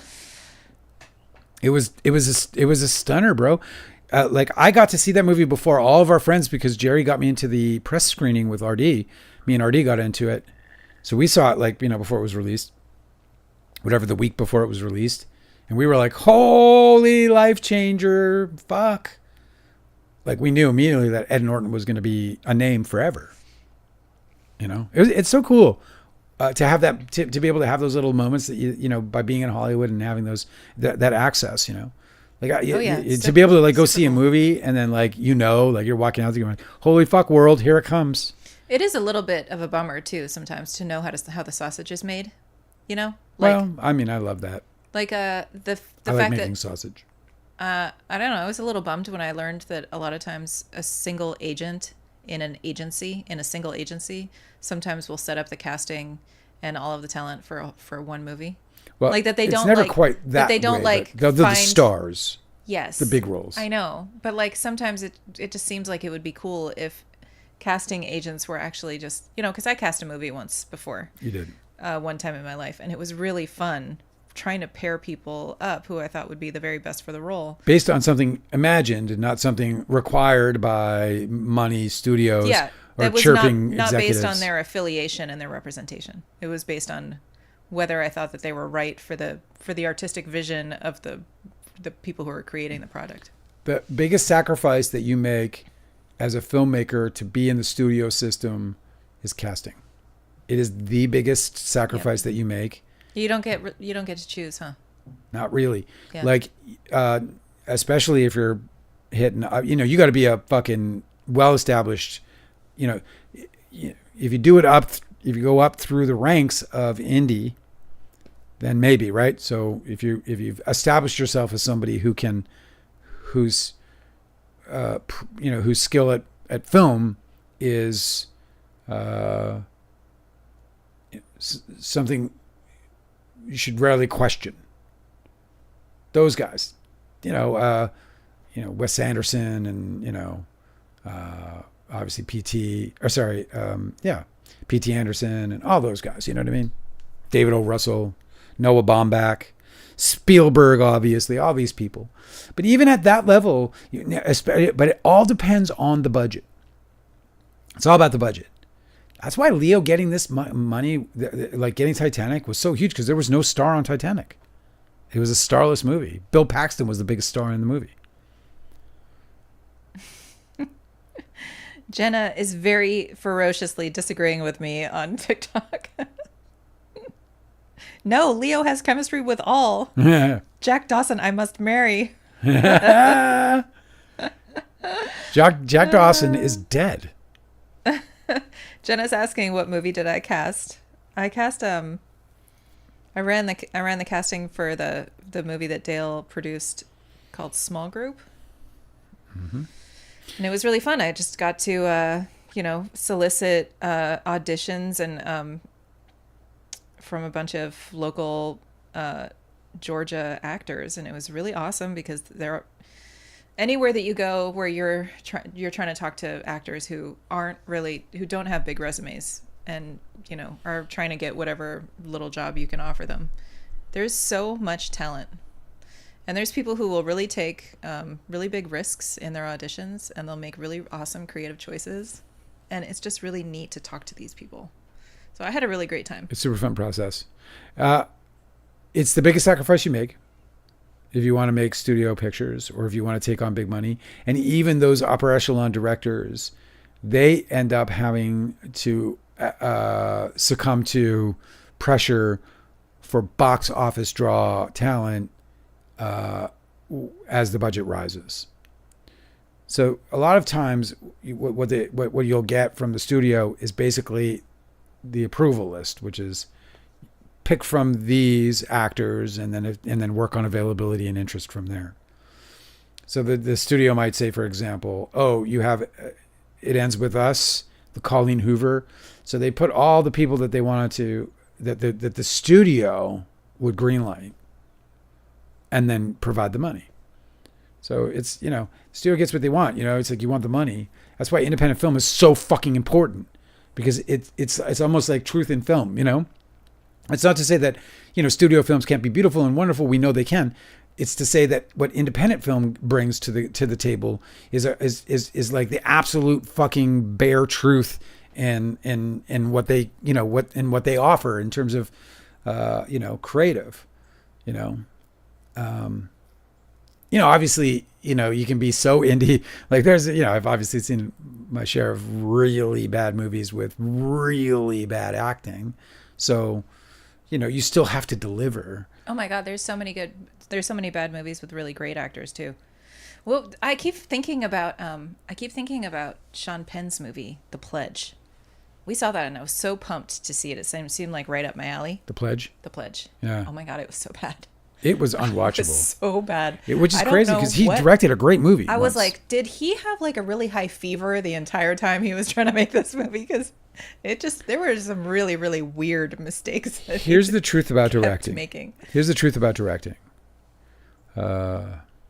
Directing is not the person who makes the movie. Not always, almost never, in fact, is the person who makes the movie what it is. Like Sean Penn. I'm so sorry. She's laughing at a dog, you guys. It burrowed. This dog. We're looking after a dog who knows, who understands blanket technology. And so she'll burrow under. It's a guy, actually. He'll burrow under and cover himself. I keep calling her she because every other dog I know is a girl. You misgendered this dog because it looks like a girl. Maybe I'm getting the gender right. Okay, we don't know how the dog feels. Where I was going with Sean fucking Penn. I'm so sorry. He made a movie. He's just really cute. He made a good movie. Okay. We can't include them, so I know. That's why we need a dog cam so everybody can see the dog. We don't have one. Blankets. We don't have one. So he made a movie. Which movie was it that was like amazing? That Sean Penn made that he directed. Mystic River. Mystic River. So he made Mystic River, and everyone was like, "Oh my God, Sean Penn's like, oh, Dead Man Walking was Tim Robbins." Oh, was it? Yeah. So So he makes Mystic River. It's brilliant. Like, did you see it?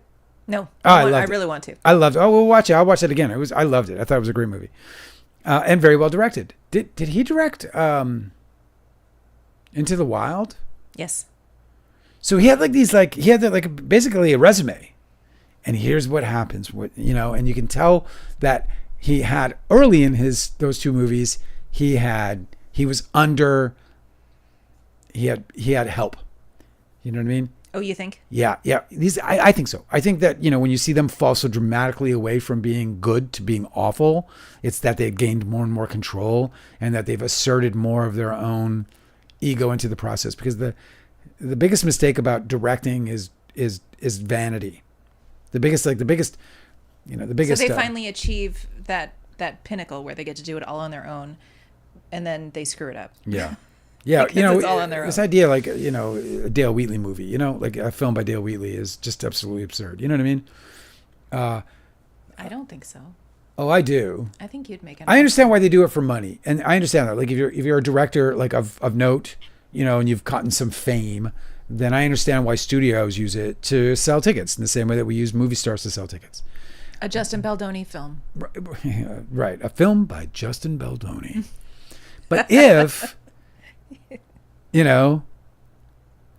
but if that's something you're driven by as a director, I think you're in it for the wrong reasons. I also think you're being disingenuous to the process and even disrespectful to the process and to collaboration. I believe a film by credit is a marketing opportunity only. And so I get truly like, ugh, when I see it on films with people who don't have any name whatsoever. A film by Edward Fumplehump. Do you know what I mean? Edward Fumplehump? No, I know. You're like, did you see the latest Fumplehump? Who the hell is that? No. Fumplehump doesn't get a film by. What? You could have come up with a less absurd name. Well, it's because we know Fumplehump isn't a director. What's the director in your blacklisted Buried in This Town screenplay? Oh God. Sippenstein? Yeah, Sippenstein. Yeah, well, that's his made up name. What's his first name? I forget. Connor. I don't know. It can't be Connor Sippenstein. I can't remember. I haven't looked at that project in 10 years. Brock Sippenstein. It's Brock. I'm sorry if your name is Brock. We're not 100% making fun of you.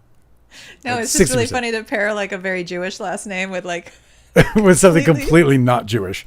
Brock Brock Sippenstein is pretty good. I love that script. I hope I get to make it. Stefan said Edward Fumplehump is a real auteur, though. He's an auteur. First of all, thank you for putting Fumplehump in writing. It looks great. I might have to keep. Oh, I was wrong. Okay.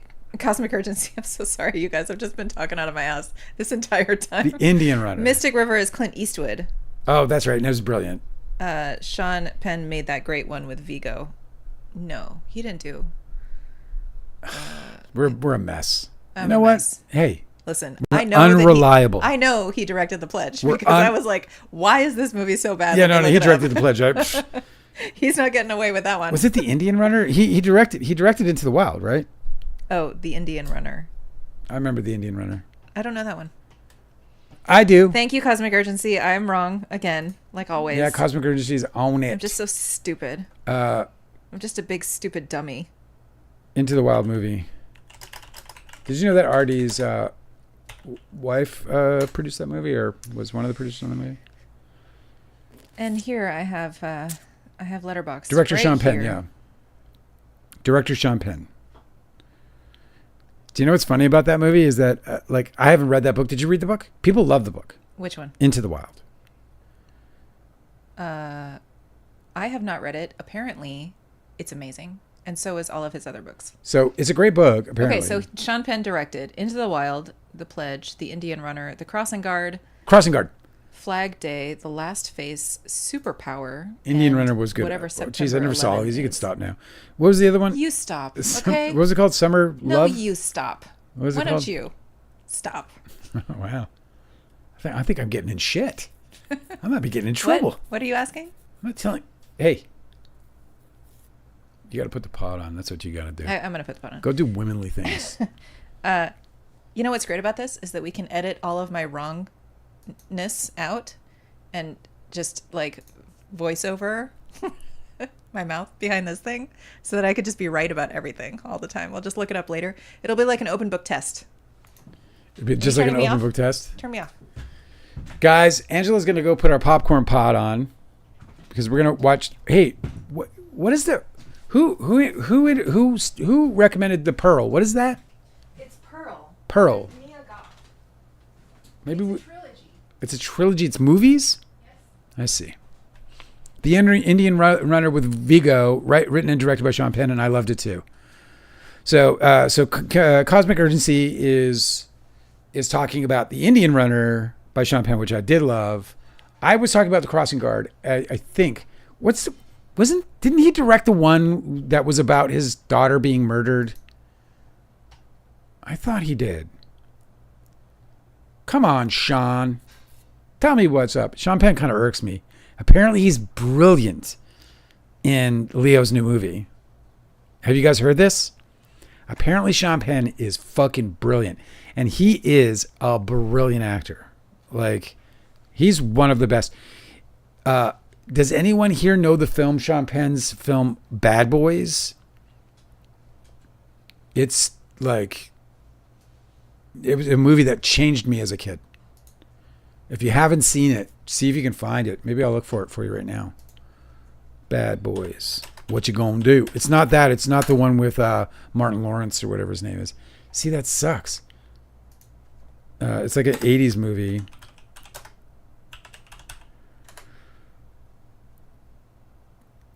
I'll show it to you actually right now.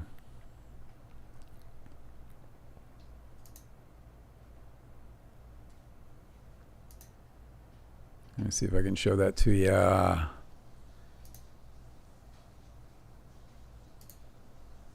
Nope. Well, anyway, it's called Bad Boys. It's with Sean Penn. It's 1980, whatever. It's like a prison movie. He goes to jail. It is, he goes into prison and he lives this prison life, and it's fucking brilliant.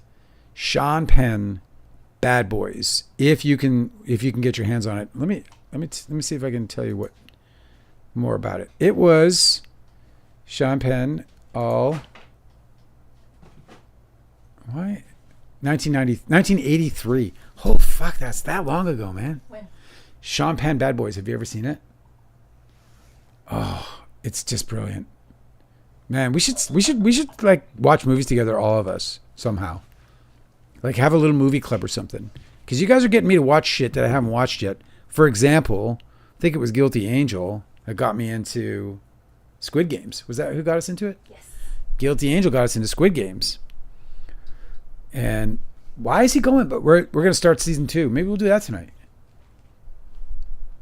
What do you think? Sounds good. But Cosmic Urgency. No, not Cosmic Urgency. What he got us into Enough is Never Enough of the stuff. And I'll never forgive him for that.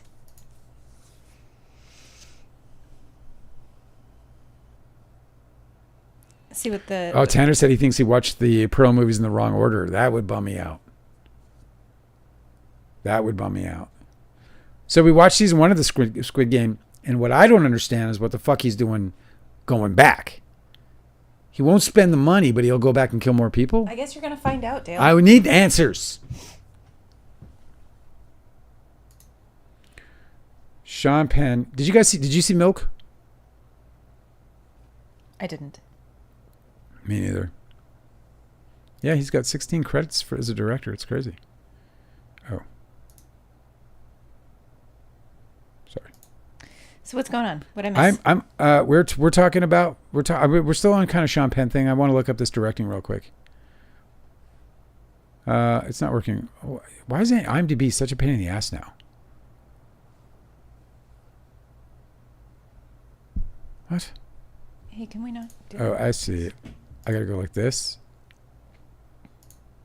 Ugh, I hate it. I hate IMDb. Why is you it want to so let bad? us in on Okay, here we go. What's going on? I'm sorry. This fucking website is garbage, man. September 11th? He directed that? Oh, he did a segment of it. God. Bruce Springsteen, Highway Patrolman, The Crossing Guard. Let's see what that is. 1995. Oh, that was with Jack Nicholson. So it was Mystic River, but that was Clint Eastwood. It was his acting in that was just mind-boggling amazing. Did you see it? No. Mystic River? Man, he was good. That was a good Clint Eastwood movie. I just lie about it. That Clint Eastwood, he's fucking, if he keeps at it. He might get someplace. If he in keeps this at town. it, that guy could end up winning an award or something. That guy could go places. He's got potential. He's innovative.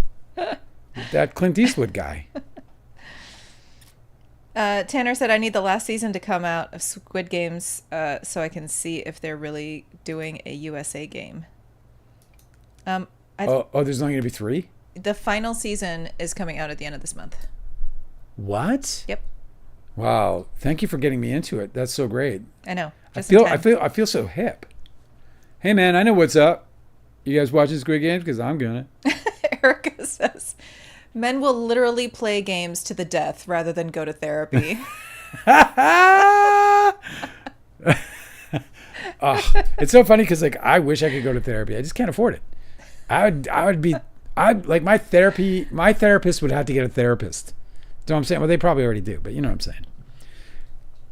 Pearl is the second film, but it's a prequel and works fine as a standalone. Just watch Pearl. It's a masterpiece. I will say that you did turn me on to a great Corman film in Enough is Not Enough of the Stuff. Enough is Never Enough of the Stuff. It's also like the greatest, that might be one of the best musical moments in a B movie ever. That commercial. But we saw Cue the Winged Serpent where he's like a little like lounge piano act and he's actually really good. Better writing. Michael Moriarty. Michael Moriarty. Michael Moriarty's performance. And you think that's a bit okay. I guess you have no taste. By the way, they put up another witness on the Karen Reed trial to close up on Karen Reed today. Jumping around a little for you there.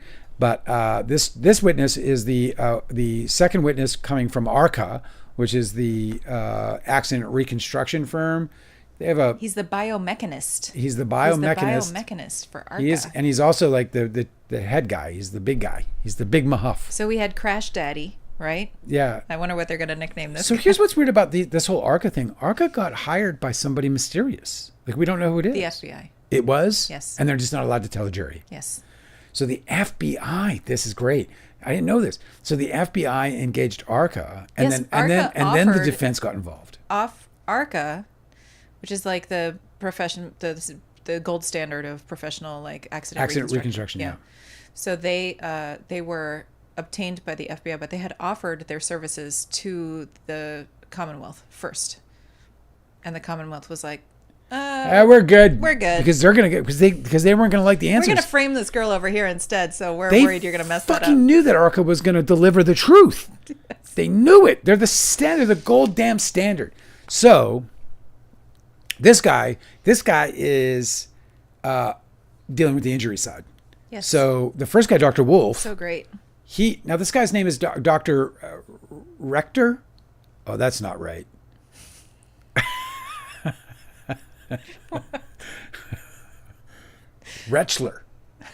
Rentschler? It's spelt weird, and so There's way too many consonants. It's mashed together in his name.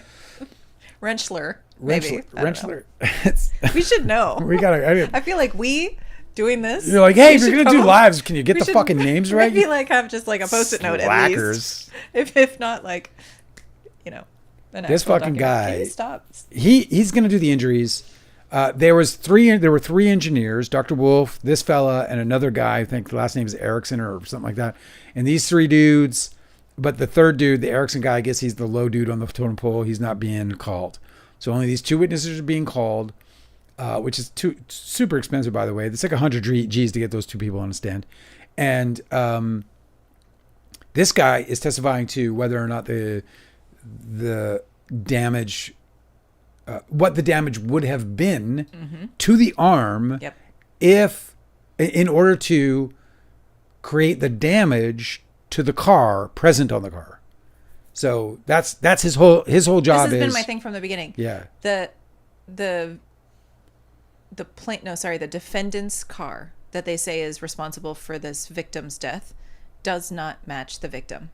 The condition of the car doesn't match this victim, and this victim doesn't match the condition of her car. This guy should, I imagine, be able to tell the jury what actually should have happened if the story that the Commonwealth is putting forward were true.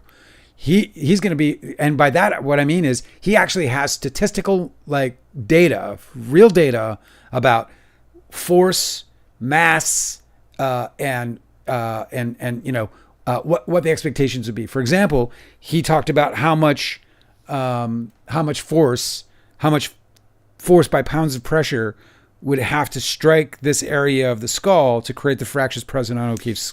It's so wonderful because the jury's finally going to have answers from the defense counsel. It's so weird that they're getting answers about what happened, not from the prosecutors who are alleging it happened in the first place. But the only clarity that they can get is from the defense. And I feel like that's going to speak really, really loudly. They're going to be like, why aren't we hearing how this happened exactly in the way you guys think it did? How come we're not hearing that from you? It's going to be very interesting. And this guy he's like immensely articulate. I mean, this guy speaks like with a golden tongue. He also has. Mark is no joke, bro. He also what he's particularly good at is like telling all this like engineering stuff in a manner which is completely understandable to a total layman. Like, I am a fucking layman, and like, believe me, man, algebra to me, like, dude, people are talking about getting into like the Newtonian measurements or whatever, and I'm like, I can't get to the order of algebra. Where do I start, man? I look at a fucking an algebra problem and I fizz out. I don't know what to do. And so when people try to explain it to me, it's almost twice as bad. I feel like my tongue twists in my fucking head, and but this guy, he speaks in a way that I was just sitting there just understanding, going through everything. I was like, oh, flow. This guy's like, he's got it. He's got the get the gab. Yeah. He understands how to articulate. This guy is fucking so good.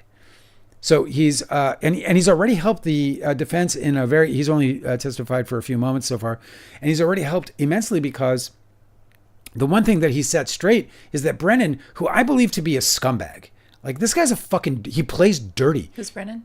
Brennan is the prosecutor. So Attorney Brennan, prosecutor for the Commonwealth, I believe he's a dirty scumbag. Like he is playing dirty. He is trying to sneak in evidence that is not relevant. He is trying to convict a woman on bullshit. He keeps getting called out for tricking the jury. And not getting reprimanded, not getting sanctioned. And the thing is that what's weird is that the judge lacks any curiosity about how these mistakes are even happening. Because this is his second time at a trial.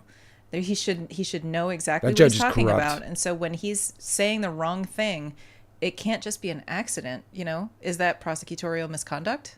Is he intentionally misleading the jury? So that's what it sounds like to the rest of us, because he should know what his evidence is. So some of the bullshit he's trying to pull on people is that Arca should have chosen this other dummy. Oh yeah, so they have to spend, because this is the thing. This is like a rhetorical tactic, right? Where, you know, like even in like debate teams in high school or something, you'll learn to just throw out a bunch of bullshit that's wrong, because what you're hoping is that your opponent has to waste so much time and energy proving the wrong thing that you said deliberately, and then a lot of the other things that you're trying to trick everybody on will slide through because they don't have enough time or energy, or can't put forward the effort to dispel all of the things that you're saying that are misleading. And so I just feel like that's a lot of what he's been doing. The defense has got like an uphill battle all the time, because every time he speaks, there's more shit that they have to untangle. And I think he's doing that deliberately. I think he's trying to confuse the jury, which is never going to result in him getting a conviction. It's only going to result in a hung jury, right? Yeah. Which I feel like benefits them too, because then I think it's a big cover up, and that if they get a hung jury, at least it means that the real perpetrators are still going to go free. Which is what they're trying to happen. Which is what they're trying to do. We're just trying to get there. So apparently, where I was going on that whole thing was that this witness was able to, I think, succinctly and convincingly explain to the jury that the dummy that they used is the gold standard that's used on almost every level of testing anywhere. Thank you for the follow. Faster dog lover. Oh, is that you? You know what I'm saying? Mm-hmm. Like, it was a huge moment where this person, like, where this witness was able to, like, because Brennan did all the shit, like, oh, this 11-pound arm versus 9.3-pound arm. Like, it's really weak sauce, but it's, like, frustrating as you watch it, because you feel but this biometrics expert is going to explain exactly how it's done. Right. And all the levels of professionalism when they're trying to gauge all of this stuff for professional sports, to car manufacturers, and all the other ways in which they use, like, crash test dummies to figure out how to make things safer for people, right? Yeah. That's the work that they do primarily. Yeah. He's going to show how what we do is we run these crashes on this dummy, and then we scale it up or down depending on what type of person we're constructing this for. Such a great point. So I just really loved that he works for the National Hockey League, because those people that he's helping to stay safer are massive people. And the prosecution is alleging that they're using the wrong equipment because John O'Keefe is a massive person, and so he's the perfect person to talk about this. Like, if I could just like add to a little bit on this, is that he specifically there was this point in the rink. They literally changed the rink because of the work that these guys did. That's so great in the NHL. I love these scientists, man. They're so important to society. It's amazing. There was this point at the rink where there were some serious concussions and clavicle, not just clavicle, but cervix. No. Sternum. No. Maybe it's the sternum. A body part. Cervix is your neck. A fucking body part. Cervical, right? That's your neck. Cervical. Yeah. So it was the cervical. So serious injuries at this particular part of the rink. So the NHL invited them to bring this dummy, the very same one that they used for John O'Keefe. And they ran these tests where they ran it into there to run it into this part of the rink, which was near the penalty box or near the bench. And they saw, they were able to determine what they needed to build and how to build it in order to create it safe. And they completely mitigated this injury in the NHL that used to be there all the time. But what was the big win for the defense, obviously, is the defense is like, so what dummy did you use? And he's like, I used the same one we used for John O'Keefe. And he's like, and those guys are like 6'4" and 230 pounds. John O'Keefe is 6'1", 110 pounds or whatever. No, he's not 100. Sorry, 210 210 or 218 or something. And he's talking about these players, these NHL players that are 6'4" and 240, 230, bigger, stronger, all that, right? And velocity. I mean, these guys are skating at ridiculous speeds. I mean, what a win, dude. Like, I was just like, wow, the jury has to disregard all of that. And again, in this really graceful and like really effective way, they made Brennan look like a predator DA. He looks like a predator DA. Yeah. He looks like he's being a part of, and the judge is a fucking corrupt. The woman's corrupt. One thing that I think is the most powerful for the defense is that the prosecutor can't explain it adequately. Why he's been so misleading, right? It's either on accident, which means he's incompetent, right? So he shouldn't be putting somebody in prison. Yeah. Okay. Or it's on purpose, in which case he's corrupt, and so he shouldn't be putting somebody in prison. It's like he's really painted himself into a corner because he can't gain the jury's trust. He can't improve his credibility without it being one or the other. Like, he's really screwed himself. Yeah, he has. I don't think that there's any way that the prosecution prevails in this. I can't imagine. We'll see what happens. Tomorrow's going to be really interesting testimony. Part of what's interesting about tomorrow that I'd like to end on is that before the judge right now, so Brennan misled the jury, and he misled a witness into believing that holes on John O'Keefe's sweater may have been created by road rash, when they were actually created by forensic examiners. Yeah, he knew that the criminologist had made those holes. So, and he presented it as if it wasn't the case. And he literally, unbelievable. And not only that, but another big misleading thing he did in the testimony was that he pointed out holes, and he counted a bunch of them, and the other ones he were counting weren't holes. Right. They weren't even holes. He added four. He counted four, and there were only two. So why are you bringing this up? This was yesterday. So she was the judge. So they asked for a mistrial on Karen Reed's side.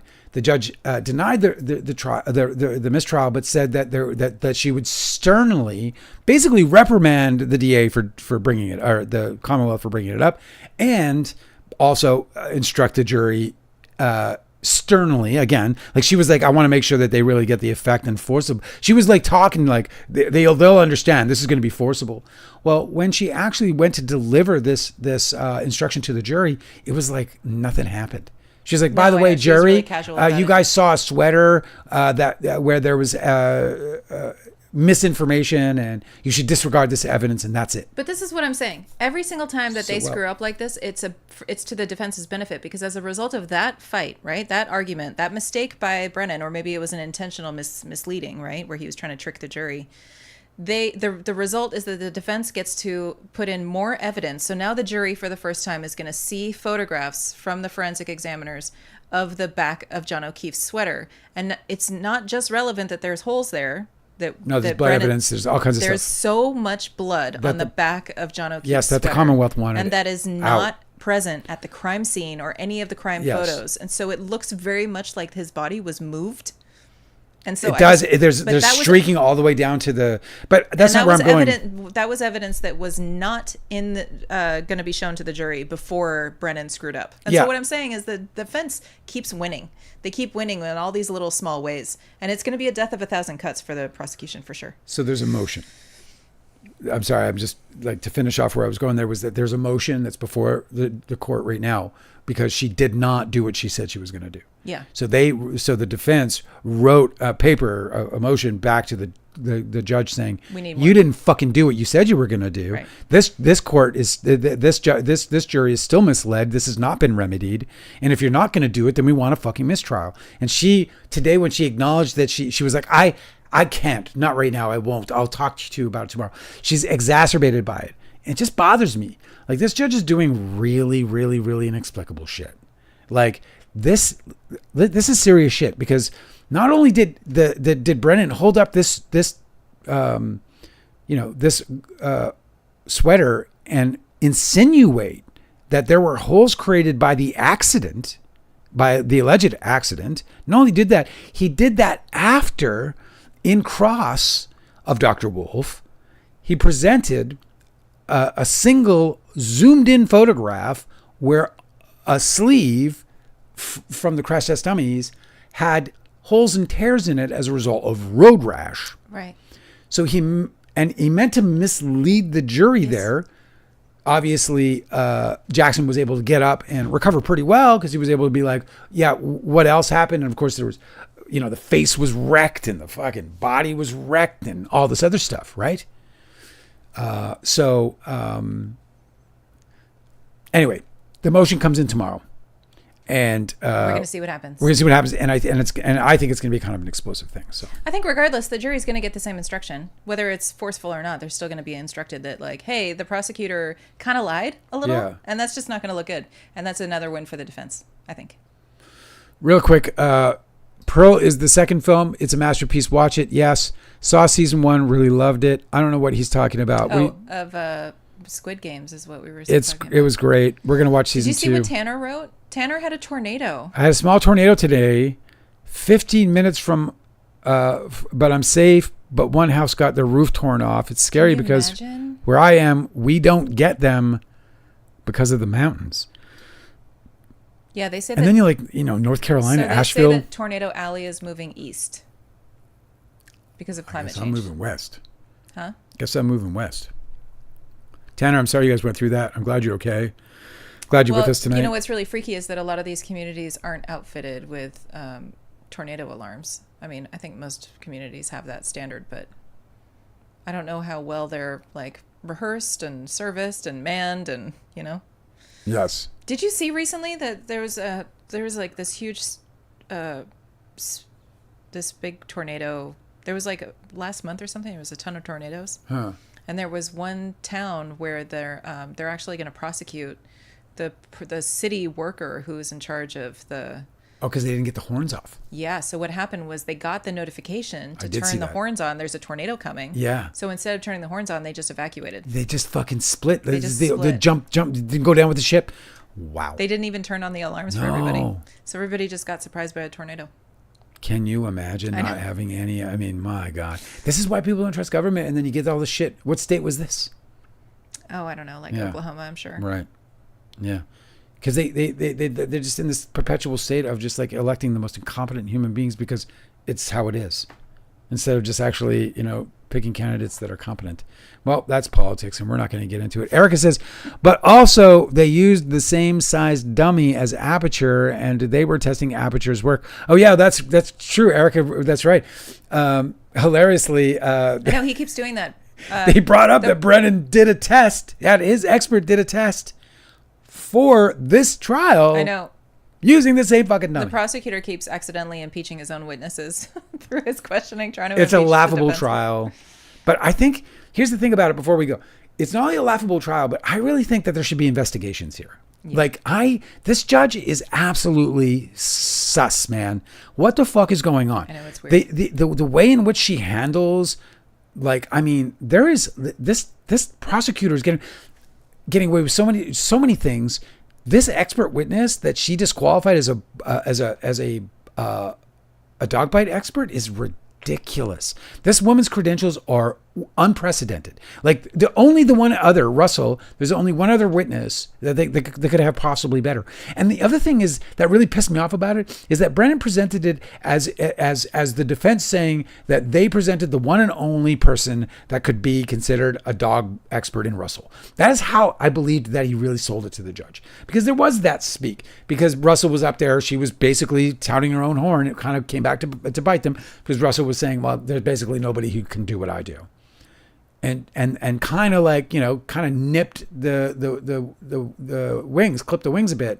But that testimony shouldn't even be recognized. You can't self-proclaim. You can't say, "Oh, I'm the greatest fucker here." How about that? You just show up, I'm the greatest fucker here, even if my CV's good, but it's not as good as actually I am. I am the greatest fucker here. It's bullshit. You're not gonna take my word for it. So it's weird that it would even be considered. Guys, you're the fucking best. I hope tonight was fun for you guys. I had a good time. Did you have a good time? I had a wonderful time.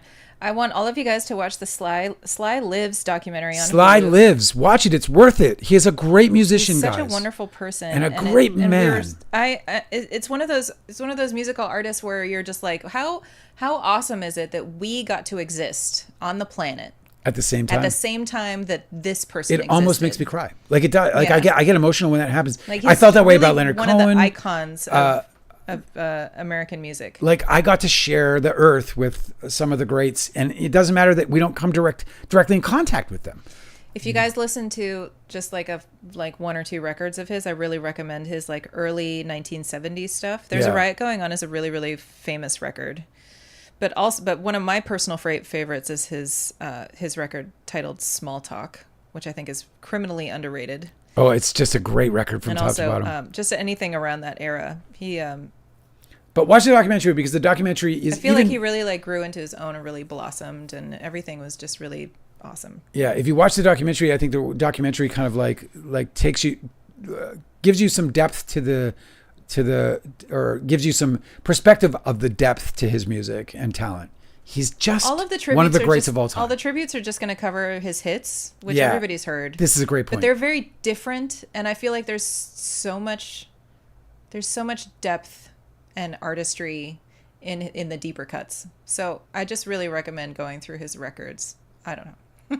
I highly recommend it. If you guys like this kind of music. You guys are beautiful. I love it. You guys are beautiful. I love spending my nights with you. We will be back again tomorrow. Good night, Angela. Good night. Good night, TikTok. Good night, YouTube. See you guys tomorrow. You're wonderful.